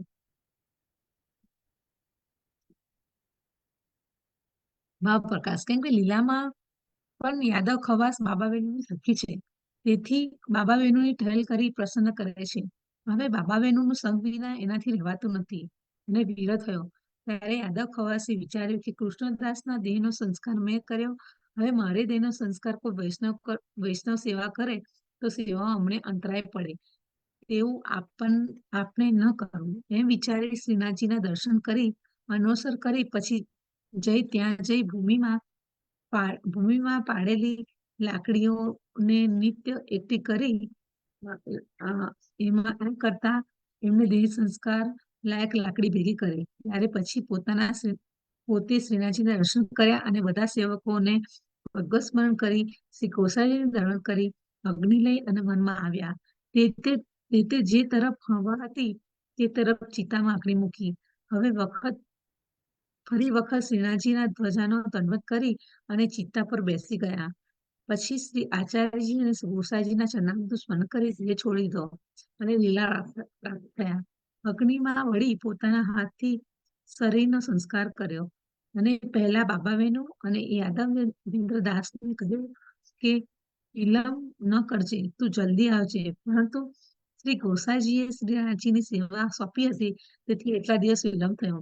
યાદવેન્દ્ર દાસ એવા ભગવદીય હતા કે કાળ એમના વશમાં હતો. પછી એક વૈષ્ણવે શ્રી ગોસાઈજીને પૂછ્યું કે મહારાજ, યાદવદાસ દિવસમાં બે ત્રણ દિવસથી દેખાતા નથી. ત્યારે શ્રી ગોસાઈજી કહે છે, યાદવદાસ તો દેહ છોડીને પ્રભુને પામ્યા. ત્યારે વૈષ્ણવે કહ્યું, શરીરનો સંસ્કાર ક્યાં થયો? ત્યારે શ્રી ગોસાઈજીએ કહ્યું, વનમાં લાકડી એકઠી કરી પોતે જ પોતાના સંસ્કારનો ઉપાય કર્યો. ભાવ પર તે એથી જે કે કોઈ વૈષ્ણવ ભગવત સેવામાં અંતરાય કેમ કરવો? કોઈની સેવામાં અંતરાય કેમ કરવો? તે બાબા બહેનો કૃષ્ણદાસ અને યાદવ ખવાસ અલૌકિક દેવી જીવ હતા. એમનું અલૌકિક સામર્થ્ય હતું. એવા કૃપાપાત્ર ભગવદીયાની આપણે ક્યાં સુધી વાર્તા કરીએ છીએ. બાપરે, કેટલા સરસ ભગવતી હતા. જાતે પોતે હા, અગ્નિ સંસ્કાર કરવો પોતે અને જાતનો જાતે કોઈને તે કરી શકે એવા હતા. કષ્ટ ના પડે. બોલો, એટલું સત પ્રાપ્ત કર્યું હશે. આઈ નો. 84 વૈષ્ણવની વાર્તા તો અદ્ભુત છે. બહુ જ અદ્ભુત છે. બહુ બધું શીખવા મળે આ વાર્તાઓમાંથી તો. બહુ શીખવા મળે. 252 આપણે ભગવતીની વાર્તા ભાગવત પણ સરસ હોય પુરાણના છે બધી. ભાગવત 252 ભગવત પુરાણના આ 84 પછી સોની વૈષ્ણવની વાર્તા પછી શરૂ કરશે. 252 વૈષ્ણવની ભગવત વાર્તા એ પણ સરસ હોય છે. મારી પાસે છે, બહુ બંને સરસ છે. છે. બંને આ ના મહાપ્રભુજીની અને આ પેલી 84 ની ગુસાઈજીની. પછી વૈષ્ણવની 252 હા કરીશું આપણે. યા બહુ સરસ એ વાર્તામાં બહુ ગુસાઈજીના સરસ. બધા ભગવત. Yeah.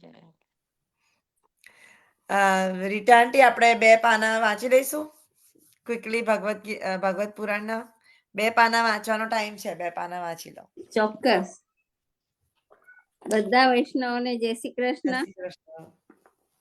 આપણે ત્રીજો સ્કંદ બધા ભાગવત પુરાણ પણ ખોલજો. આપણે આપણા ભાગવત તો બધા આપણે જ્યારે સત્સંગ કરીએ તો બધી પુસ્તકો લઈને જ બેસીશું, એટલે આપણે પણ સાથે સાથે ફોલો કરી શકાય પુસ્તકોને. આપણે ત્રીજો સ્કંદ ચાલુ છે ને એમાં આપણે પેલા માંડવ ઋષિની કથા ચાલુ છે, આપણે આગળ વધારીએ છીએ. માંડવ ઋષિ ને યમરાજા વચ્ચેનો સંવાદ ચાલુ છે.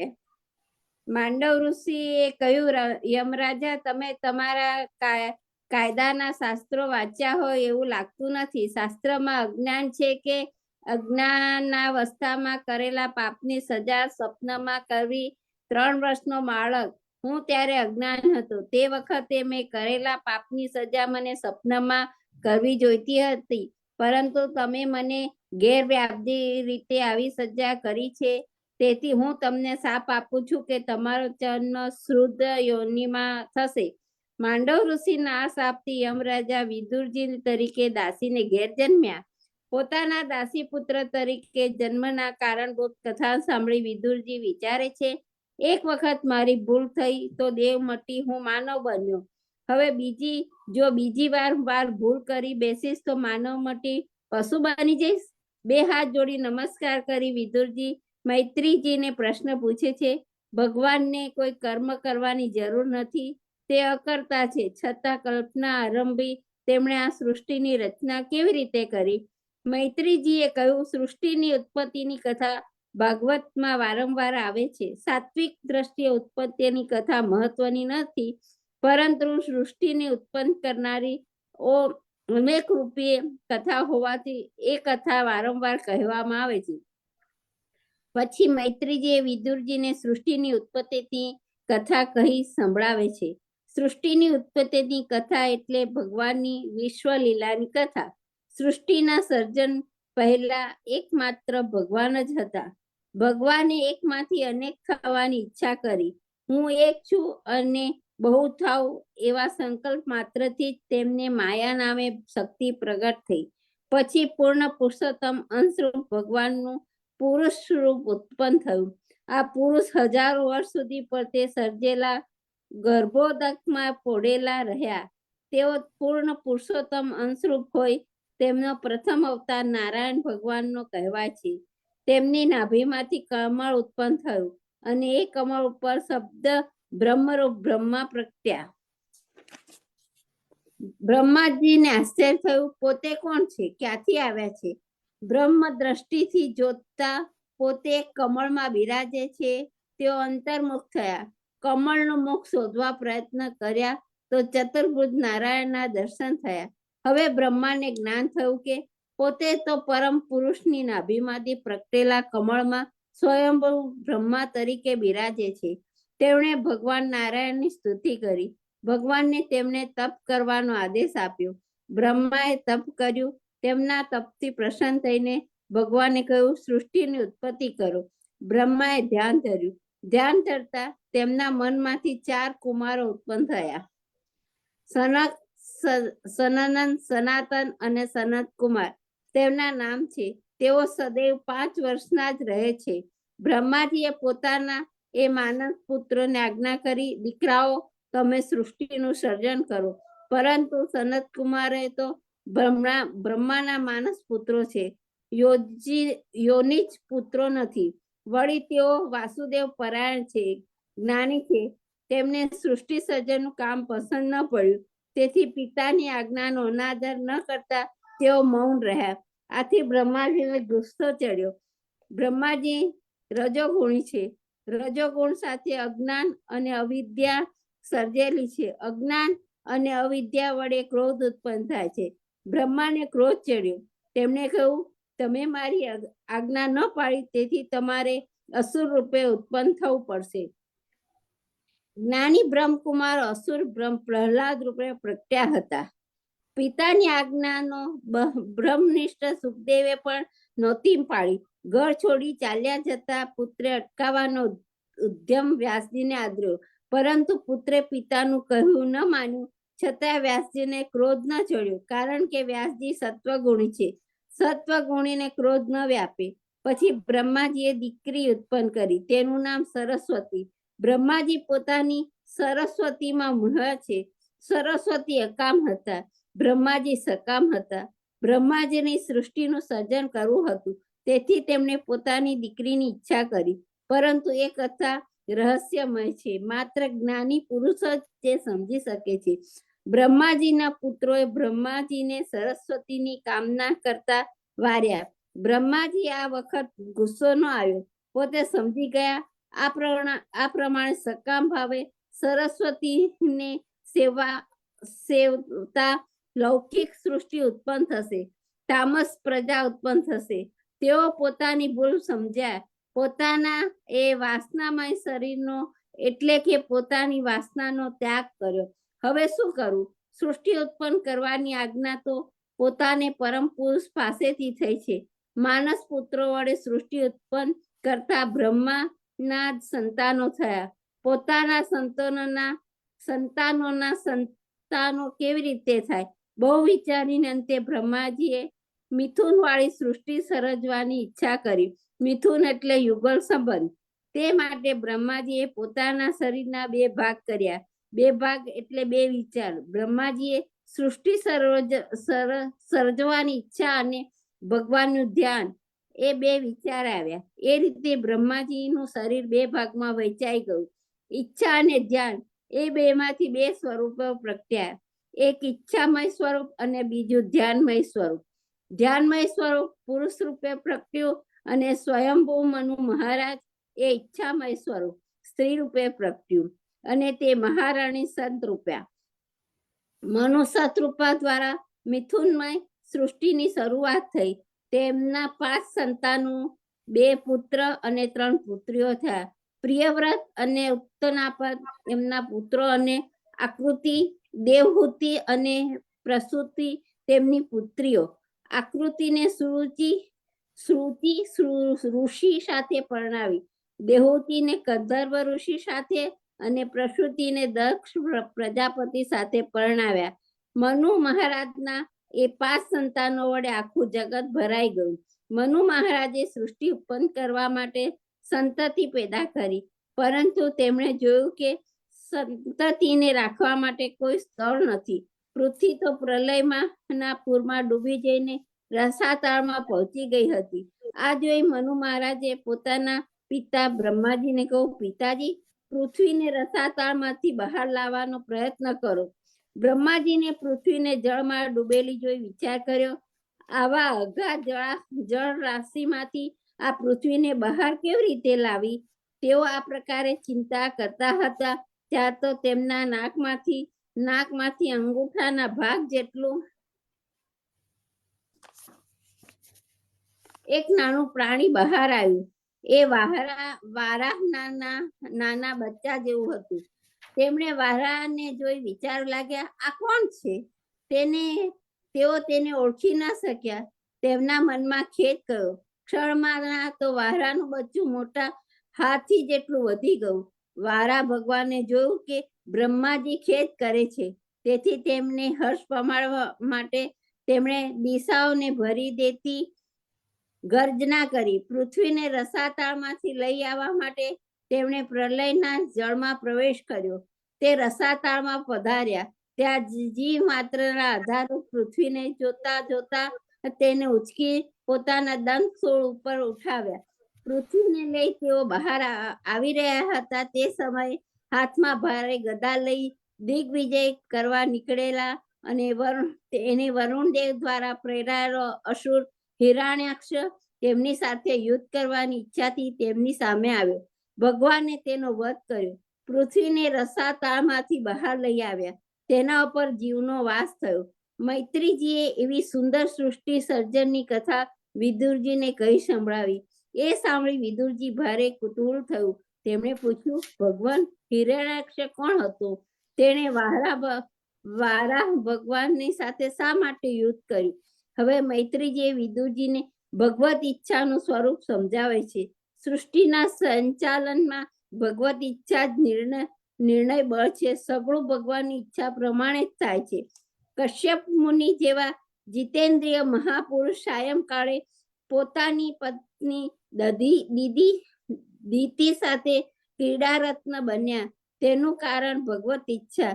તેમને ઘેર ભગવાનના પ્રસાદો અનુસ્વરૂપે જન્મ્યા. તેનું કારણ ભગવત ઈચ્છા. સનત કુમારો જેવા જ્ઞાની કુમારોને ક્રોધ થયો અને ક્રોધાવેશમાં આવી જઈને તેમણે ભગવાનના પ્રસાદનો શાપ આપ્યો. તે પણ ભગવત ઈચ્છાથી.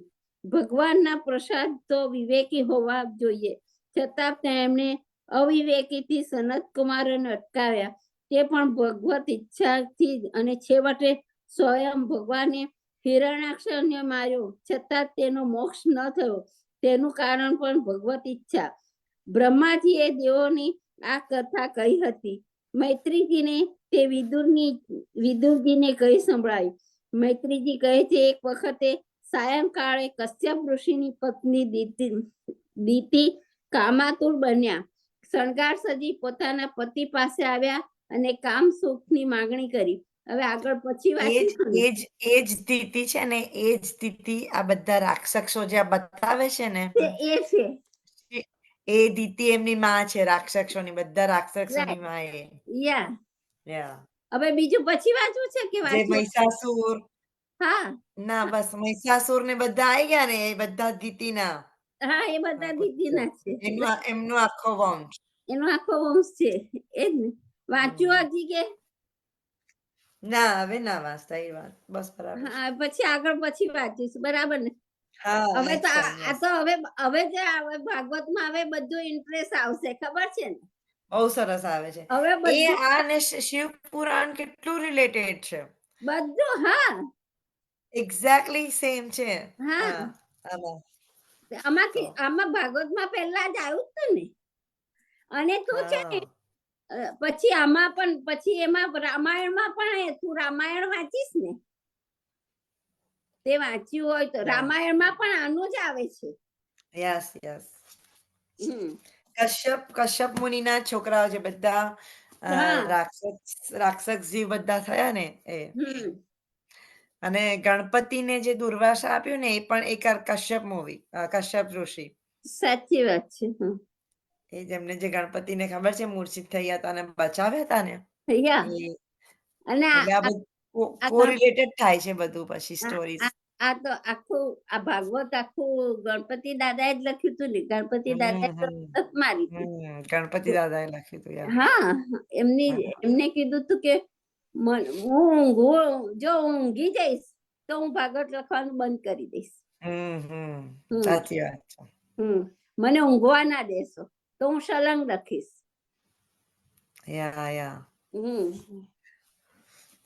થેન્ક યુ નીતા આંટી. આપણે પછી એમાં કન્ટિન્યુ કરીશું. ઓકે, વાંધો નહીં. ચાલો, જય શ્રી કૃષ્ણ. આપણે ગીતાજીનું પારાયણ કરીએ. આપણે 3 શ્લોક બાકી છે. આપણે ચેપ્ટર ફિનિશ થઈ જશે. હા, પછી હવે તો એક જ અધ્યાય રહેશે, 18મો. એ થોડો લાંબો. 16મો અધ્યાય. હા, પછી 17મો. 17મો ખરો ને? હા, 16મા અધ્યાયનો 3 શ્લોક છે. નીતાબેન, જય શ્રી કૃષ્ણ. નીતાબેન, શ્લોક નંબર 22. જય શ્રી કૃષ્ણ. શ્લોક 22. એતે વિમુક્ત કાંતય્ય તમો દ્વારે ત્રિવિનર આચારતી આત્મન શ્રેય તત યાતિ પરામ ગતિમ. એનો અનુવાદ છે, હે કુંતી પુત્ર, જે મનુષ્ય આ નરકમાં 3 દ્વારોથી બચી ગયેલો હોય છે, તે આત્મ સાક્ષાત્કાર માટે કલ્યાણકારી કાર્ય કરે છે અને પછી ક્રમશઃ એટલે ધીમે ધીમે પરમ ગતિએ પામે છે. એનો ભાવાર્થ છે, વ્યક્તિએ માનવ જીવનના આ કામ, ક્રોધ તથા લોભરૂપ શત્રુઓથી અત્યંત સાવધ રહેવું જોઈએ. જે મનુષ્ય આ 3 શ્રેણીથી જેટલો મુક્ત થશે એટલું જ એનું જીવન શુદ્ધ થશે. ત્યારે તે વૈદિક શાસ્ત્ર વિધિ વિધાનોનું પાલન કરી શકે છે. માનવ જીવનના નિયામક સિદ્ધાંતોનું આચરણ કરવાથી મનુષ્ય પોતાને આધ્યાત્મિક સાક્ષાત્કારની ભૂમિકા તરફ અગ્રેસર કરે છે. જો તે એટલો ભાગ્યશાળી હોય કે આવા અભ્યાસથી તે કૃષ્ણ ભાવના મૃતની ભૂમિકા સુધી ઉત્પન્ન થઈ શકે તો નક્કી તે સફળતાને વરે છે. વૈદિક સાહિત્યમાં કર્મ તથા કર્મફળના માર્ગો નિયત થયેલા છે કે જેથી મનુષ્ય શુદ્ધિ એટલે કે સંસ્કારની અવસ્થા સુધી પહોંચી શકે. એ બધી પદ્ધતિઓ કામ, ક્રોધ અને લોભના ત્યાગ પર આધારિત હોય છે. આ વિધિનું જ્ઞાન પામીને મનુષ્ય આત્મા સાક્ષાત્કારની ઉચ્ચ ભૂમિકા સુધી ઉન્નત થઈ શકે છે અને આ આત્મ સાક્ષાત્કારની પૂર્ણતા એટલે કે સિદ્ધિ ભક્તિમાં થાય છે. એવી ભક્તિમાં મુક્ત જીવનની મુક્તિ વિશે ખાતરી હોય છે. તેથી વૈદિક પદ્ધતિ પ્રમાણે 4 આશ્રમો તથા 4 વર્ણનોનું વિધાન કરવામાં આવ્યું છે. વિભિન્ન વર્ણો માટે વિભિન્ન વિધિ વિધાનોનું વ્યવસ્થા છે. જો મનુષ્ય તેમને અનુસરી શકે તો તે આપોઆપ જ આત્મ સાક્ષાત્કારના સર્વોચ્ચ પદને પ્રાપ્ત કરી લે છે અને ત્યારે તેની મુક્તિમાં કોઈ શંકાને સ્થાન રહેતું નથી. જય શ્રી કૃષ્ણ. જય શ્રી કૃષ્ણ. શ્લોક નંબર 23મો. હર્ષા આંટી. હર્ષા આંટી છે. હર્ષા શેઠ.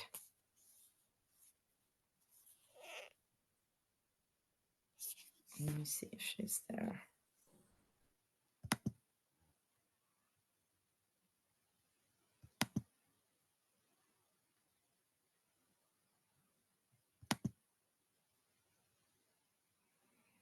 એ નથી. બીજા કોઈ પાસે ગીતાજી છે 23મા શ્લોક કરવા માટે? કલ્પના આંટી તમે લઈ લો. નહીં તો ના, એકચ્યુઅલી તમે નેક્સ્ટ વન લો છો ઓલરેડી 24મો.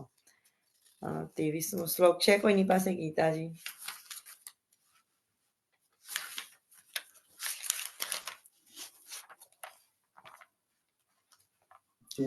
એક મિનિટ ઊભી રહે, એક જ મિનિટ.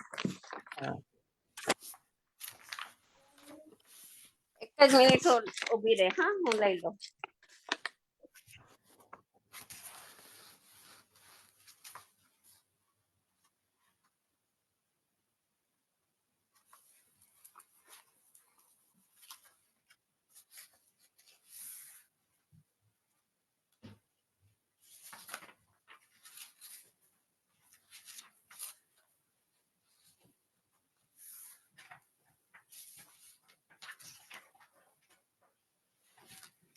નહીં તો હર્ષિતાબેન તમે પણ લઈ શકો છો. હર્ષિતાબેન, હર્ષિતા આંટી તમારી પાસે છે ને Gita?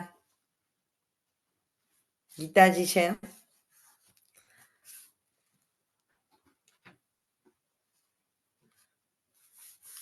Okay, go ahead. Ready? Okay, go ahead. 10 સેકન્ડમાં ચશ્મા પહેરો. 23મો શ્લોક. હાલો, જય શ્રી કૃષ્ણ. આ છે ગીતાજી. કઈ વાંધો, રીટાબેન લે છે ને લઈ લો. લઈ લો, તમે લઈ લો. વાંધો ના ના, લઈ લો. મારે તો બધું ગોતવા જવું પડશે, પાછું ચશ્મા લેવા જવા પડશે, ગીતાજી ને લેવા જવી પડશે. 16મો અધ્યાય ને? હા, 16મો અધ્યાય 23મો શ્લોક.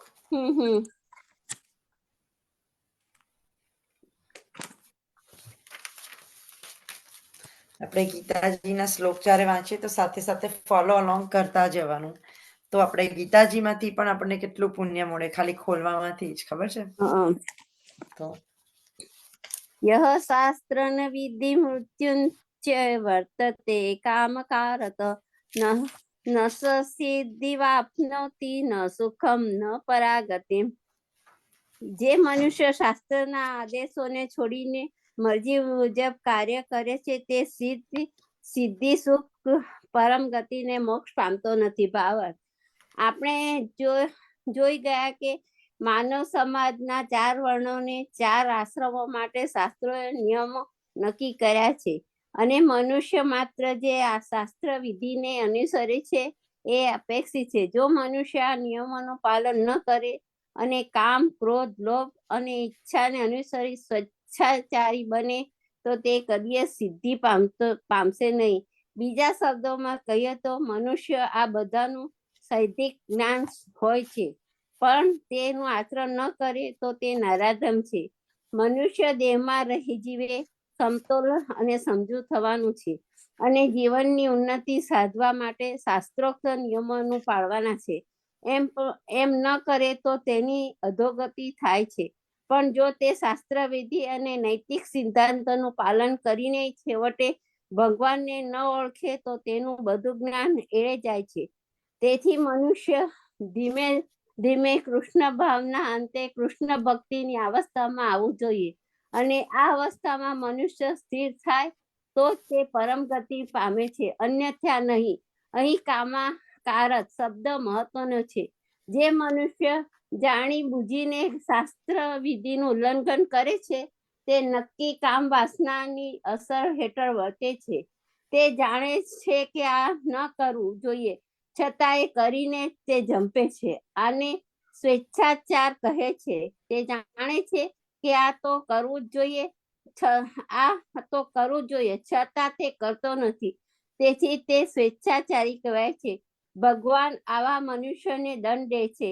આવા મનુષ્યો માનવ જીવનમાં મેળવવાની સિદ્ધિ પામતા નથી. મનખા અવતાર ખાસ તો જીવન શુદ્ધિ માટે મળ્યો છે અને જે મનુષ્ય શાસ્ત્રના આદેશો પાળતો નથી તે નથી કરી શકતો પોતાને શુદ્ધિ કે નથી પામી શકતો સાચું સુખ.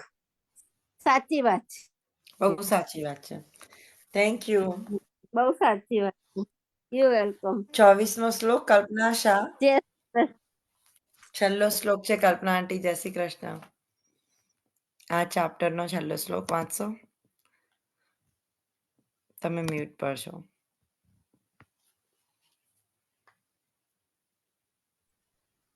ઓકે, યા બધા વૈષ્ણવોને જય શ્રી કૃષ્ણ. અધ્યાય 16મો શ્લોક 24મો. તસ્માત શાસ્ત્રમ પ્રમાણમ તે કાર્ય વ્યવસ્થિતો જ્ઞાત્વા શાસ્ત્ર વિધાનોક્તમ કર્મ કર્તુમિહાંસી. એનો અનુવાદ છે, તેથી મનુષ્ય શાસ્ત્રોના નિયમનો પરથી સમજવું જોઈએ કે શું કર્તવ્ય છે અને શું કર્તવ્ય નથી. આવા નિયમો અને નિયંત્રણો જાણીને મનુષ્ય એવી રીતે કર્મ કરવું જોઈએ કે જેથી તે ક્રમે ઉન્નતિ પામી શકે. ભાવાર્થ, 15મા અધ્યાયમાં જણાવ્યા પ્રમાણે વેદોના સર્વ નિયમો અને નિયંત્રણો કૃષ્ણને જાણવા માટે જ યોજાયેલા છે. જો મનુષ્ય ભગવદ્ ગીતા દ્વારા કૃષ્ણને જાણી લે તથા ભક્તિયુક્ત સેવામાં પરોવાઈને કૃષ્ણ ભાવનામાં સ્થિત થઈ જાય તો તે વૈદિક સાહિત્યમાંથી પ્રાપ્ત જ્ઞાનની સર્વોચ્ચ સિદ્ધિ સુધી પહોંચી જાય છે. ભગવાન ચૈતન્ય મહાપ્રભુએ આ વિધિને બહુ સહેલી બનાવી છે. તેમણે લોકોને કેવળ હરે કૃષ્ણ કૃષ્ણ કૃષ્ણ હરે હરે, હરે રામ રામ રામ હરે હરે આ મહામંત્રનો જપ કરવાનું, ભગવાનની ભક્તિમાં પરોવાઈ જવાનું અને ભગવાનને ધરાવેલા ભોજનના શેષને પ્રસાદ તરીકે ગ્રહણ કરવાનું કહ્યું. જે મનુષ્ય આ ભક્તિ કાર્યોમાં સંલગ્ન રહે છે તેને સર્વ વૈદિક સાહિત્યનું અધ્યયન કરેલું છે તેમ જાણવું. તે પૂર્ણપણે તેનો સાર સમજી ગયો છે. બેશક એવા મનુષ્યો સામાન્ય મનુષ્યો માટે કે જેઓ કૃષ્ણ ભાવના પરાયણ નથી કે ભગવાનની સેવામાં લાગેલા નથી, તેમના માટે તેમણે શું કરવું અને શું ન કરવું તેનો નિર્ણય વેદોના આદેશો પ્રમાણે થવો જોઈએ. મનુષ્ય દલીલ કર્યા વિના તે પ્રમાણે કર્મ કરવું જોઈએ. આને શાસ્ત્રોના સિદ્ધાંતોનું અનુસરણ કહે છે. શાસ્ત્રોમાં એવા 4 મુખ્ય દોષ હોતા નથી કે જે બદ્ધ જીવમાં હોય છે, તે છે અપૂર્ણ ઇન્દ્રિયો, છેતરવાની વૃત્તિ, ભૂલો કરવી અને મોહગ્રસ્ત થવું. આ Oh my આ God. આ 4 દોષોના કારણે બદ્ધ જીવ વિધિ વિધાનો બનાવવા માટે અયોગ્ય હોય છે. તેથી સારું છે. શાસ્ત્રોમાં વર્ણવ્યા પ્રમાણે વિધિ વિધાનો ઉપરોક્ત દોષ રહિત હોય સર્વ મહાન સંતો, આચાર્યો તથા મહાપુરુષોએ ફેરફાર કર્યા વિના એમનો સ્વીકાર કર્યો છે. ભારતમાં આધ્યાત્મિક વિદ્યાના ઘણા પક્ષો છે, જેમનું વિભાજન 2 વર્ગોમાં થાય છે, નિરાકારવાદી તથા સાકારવાદી. બંને પક્ષો વેદોના સિદ્ધાંતો પ્રમાણે જીવન પસાર કરે છે.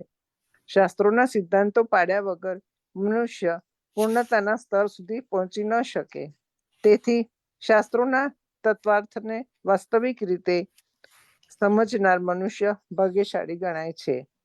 માનવ સમાજમાં બધી અધોગતિનું મુખ્ય કારણ પૂર્ણ પુરુષોત્તમ પરમેશ્વરને જાણવાના સિદ્ધાંતો પ્રત્યેનો અણગમો છે. માનવ જીવનનો તે સૌથી મોટો અપરાધ છે. તેથી પરમેશ્વરની ભૌતિક શક્તિ માયા ત્રિવિધ તાપના રૂપે આપણને સદા સંતાપ આપ્યા કરે છે. આ ભૌતિક શક્તિ 3 પ્રાકૃત ગુણોની બનેલી હોય છે. પરમેશ્વરને જાણવાનો માર્ગ મોકળો થાય તે પૂર્વે મનુષ્ય ઓછામાં ઓછું સત્વગુણી થવું જોઈએ. સત્વગુણી સુધી ઉન્નત થયા વિના મનુષ્ય આસુરી જીવનના કારણરૂપ તમો તથા રજોગુણમાં રહે છે.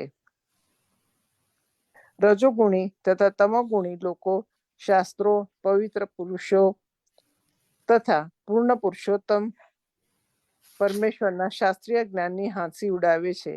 તેઓ ગુરુના આદેશોનું ઉલ્લંઘન કરે છે અને શાસ્ત્રોના સિદ્ધાંતોની પરવા કરતા નથી. ભક્તિનો મહિમા સાંભળવા છતાં તેમને ભક્તિ પ્રત્યે આકર્ષણ થતું નથી. એટલે તેઓ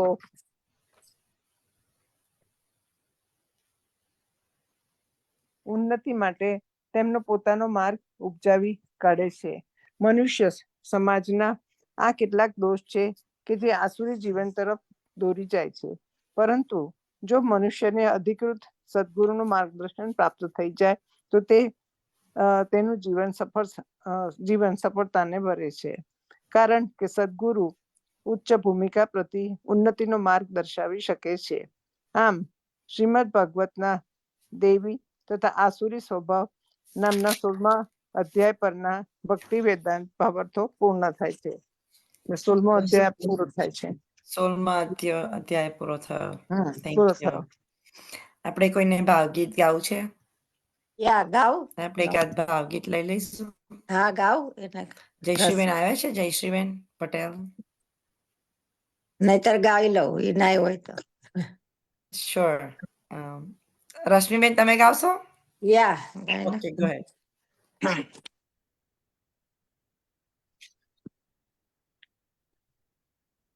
આવે છે ને વિડીયો સંભળાય છે ને?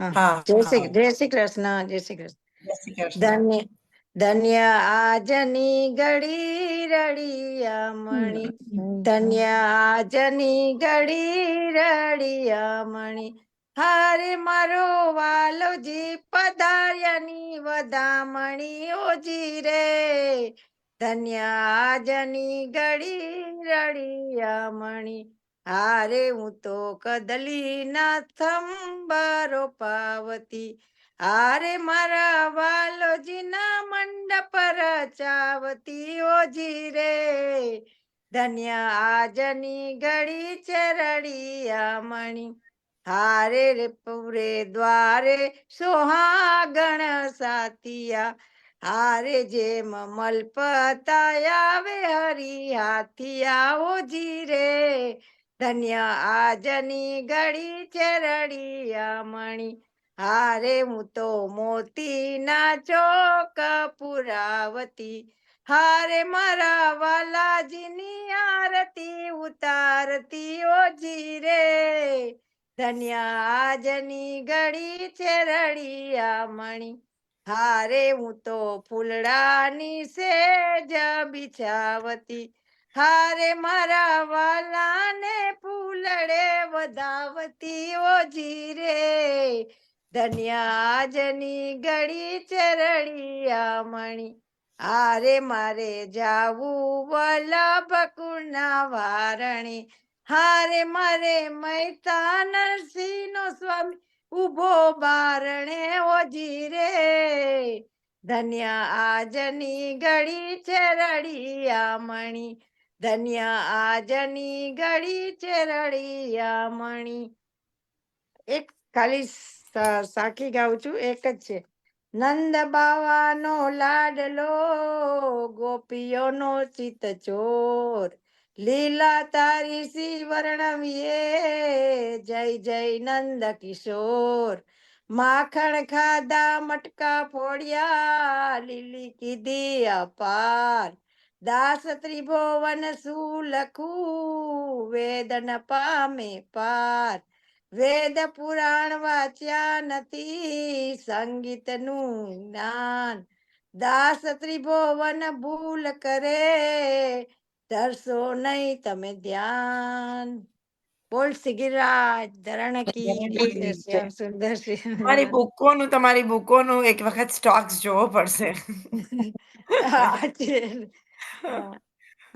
જય શ્રી કૃષ્ણ. આપણે જય આશીર્વાદ શ્રી લઈશું, કૃષ્ણ. ચક્ષુસા? જય જય શ્રી કૃષ્ણ. જય શ્રી કૃષ્ણ, મજા આવી. જય શ્રી જય શ્રી કૃષ્ણ. કૃષ્ણ. જય શ્રી કૃષ્ણ. ચક્ષુસા આશીર્વાદ લઈશું. જય શ્રી કૃષ્ણ બધાને. જય શ્રી કૃષ્ણ. બધાને જય શ્રી કૃષ્ણ. જય શ્રી કૃષ્ણ. બધાને મારું ઇન્વાઇટ મળી ગયું? અંકુટનું 16મી અંકુટનું ઇન્વાઇટ મળી ગયું? ના મળ્યું તો મને મಜ್જી ઈમેલ કરી દેજો, હું તરત મોકલી આપું. મને નથી મળ્યું. ના, બધા મળી વૈષ્ણવે ગયું આવવાનું છે, છે, અમને મળી ગયું ચોક્કસ. છે.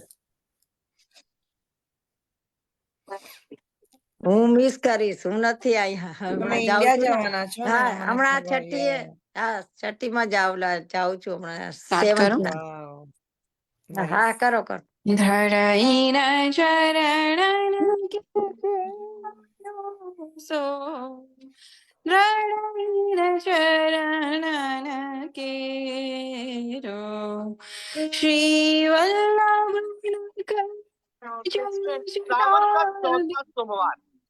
दिनांक 12 अगस्त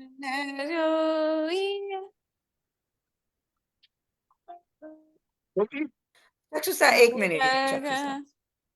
ચક્ષુસા, એક minute. Please start all over, okay? Let me just mute everyone. Go ahead. ધરણીના ચરણ ભરોસો ધરણીના ચરણ કેરો શ્રી વલ્લભ સબ જગ ભરોસો ધરણીના ચરણ કેરો साधन और नहीं करी में जासो होत निवेरो सूर्य कहाँ करो बिना मोल को चेलो भरोसो धरण चरण केरो ધરણીના ચરણ કેરો ભરોસો ધરણીના ચરણ કેરો શ્રી વલ્લભાધીશ કી જય શ્રી કૃષ્ણ કનૈયા લાલ કી જય જય શ્રી કૃષ્ણ. श्याम सुंदर श्याम ने महारानी की जय. अपने अपने गुरुदेव की जय. બધા વૈષ્ણવને જય શ્રી કૃષ્ણ.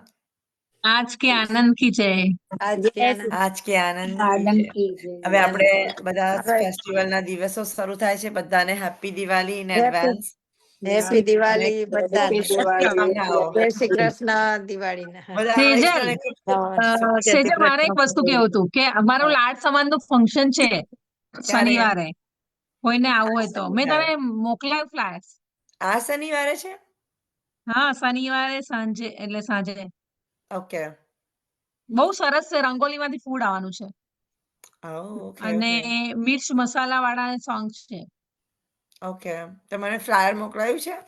મેં મોકલાયું છે ઓકે, હું અને ચેક બીજે કરી કોઈને પણ ઈચ્છા હોય તો હું મોકલાવું ફ્લાયર્સ. શ્યોર. બહુ ખરેખર બહુ ફાઇન છે. ઓકે, ક્યાં છે ક્યાં ગાડી છે function? લખેલું છે ને બધું એમાં છે રાઈટ ઇન્ફોર્મેશન? ક્યાં છે હા, ઇવેન્ટ? ઇવેન્ટ છે ક્યાં કહેવાય કોલંબિયા બાજુ છે. હા, તો ફ્લાયરમાં હશે હોલમાં ને અને એની લોકેશન. ખરેખર ફૂડ પણ બહુ ફાઇન. રંગોલી હોટલમાંથી ફૂડ આવવાનું છે. ઓકે. એટલે મને કોન્ટેક્ટ કરો રવિવાર એટલે મને કાલ સુધીમાં જવાબ જોઈએ. રવિવારે છે કે રવિવારે કે શનિવારે શનિવારે શનિવારે છે? શનિવારે સાંજે 5 થી 8. Okay, thank you. ઓકે. તો હું આપણા એમાં મૂકી દઉં ફ્લાયર? અને આપણા સત્સંગમાં તો નહીં મુકાય પણ ના, સત્સંગમાં નહીં, પહેલામાં મૂકું? હા, ઇન્ડિવિજ્યુઅલી મૂકી શકો છો તમે. Okay, individually. ઇન્ડિવિજ્યુઅલ મૂકી દઉં છું. યા. જય શ્રી એક કૃષ્ણ. રીટાબેનને મોકલાવું છું, એક તને અને એક ચક્ષુ સાથે આવી છે કે રીટામાં? શ્યોર. બીજા કોઈ? મારામાં ચક્ષુ આવી જશે. ઓકે, થેન્ક હા, યુ. ચાલો. જય શ્રી કૃષ્ણ. જય શ્રી થેન્ક કૃષ્ણ. યુ. જય શ્રી કૃષ્ણ. જય જય શ્રી કૃષ્ણ. સર્વે કૃષ્ણ સર્વે વૈષ્ણવને જય શ્રી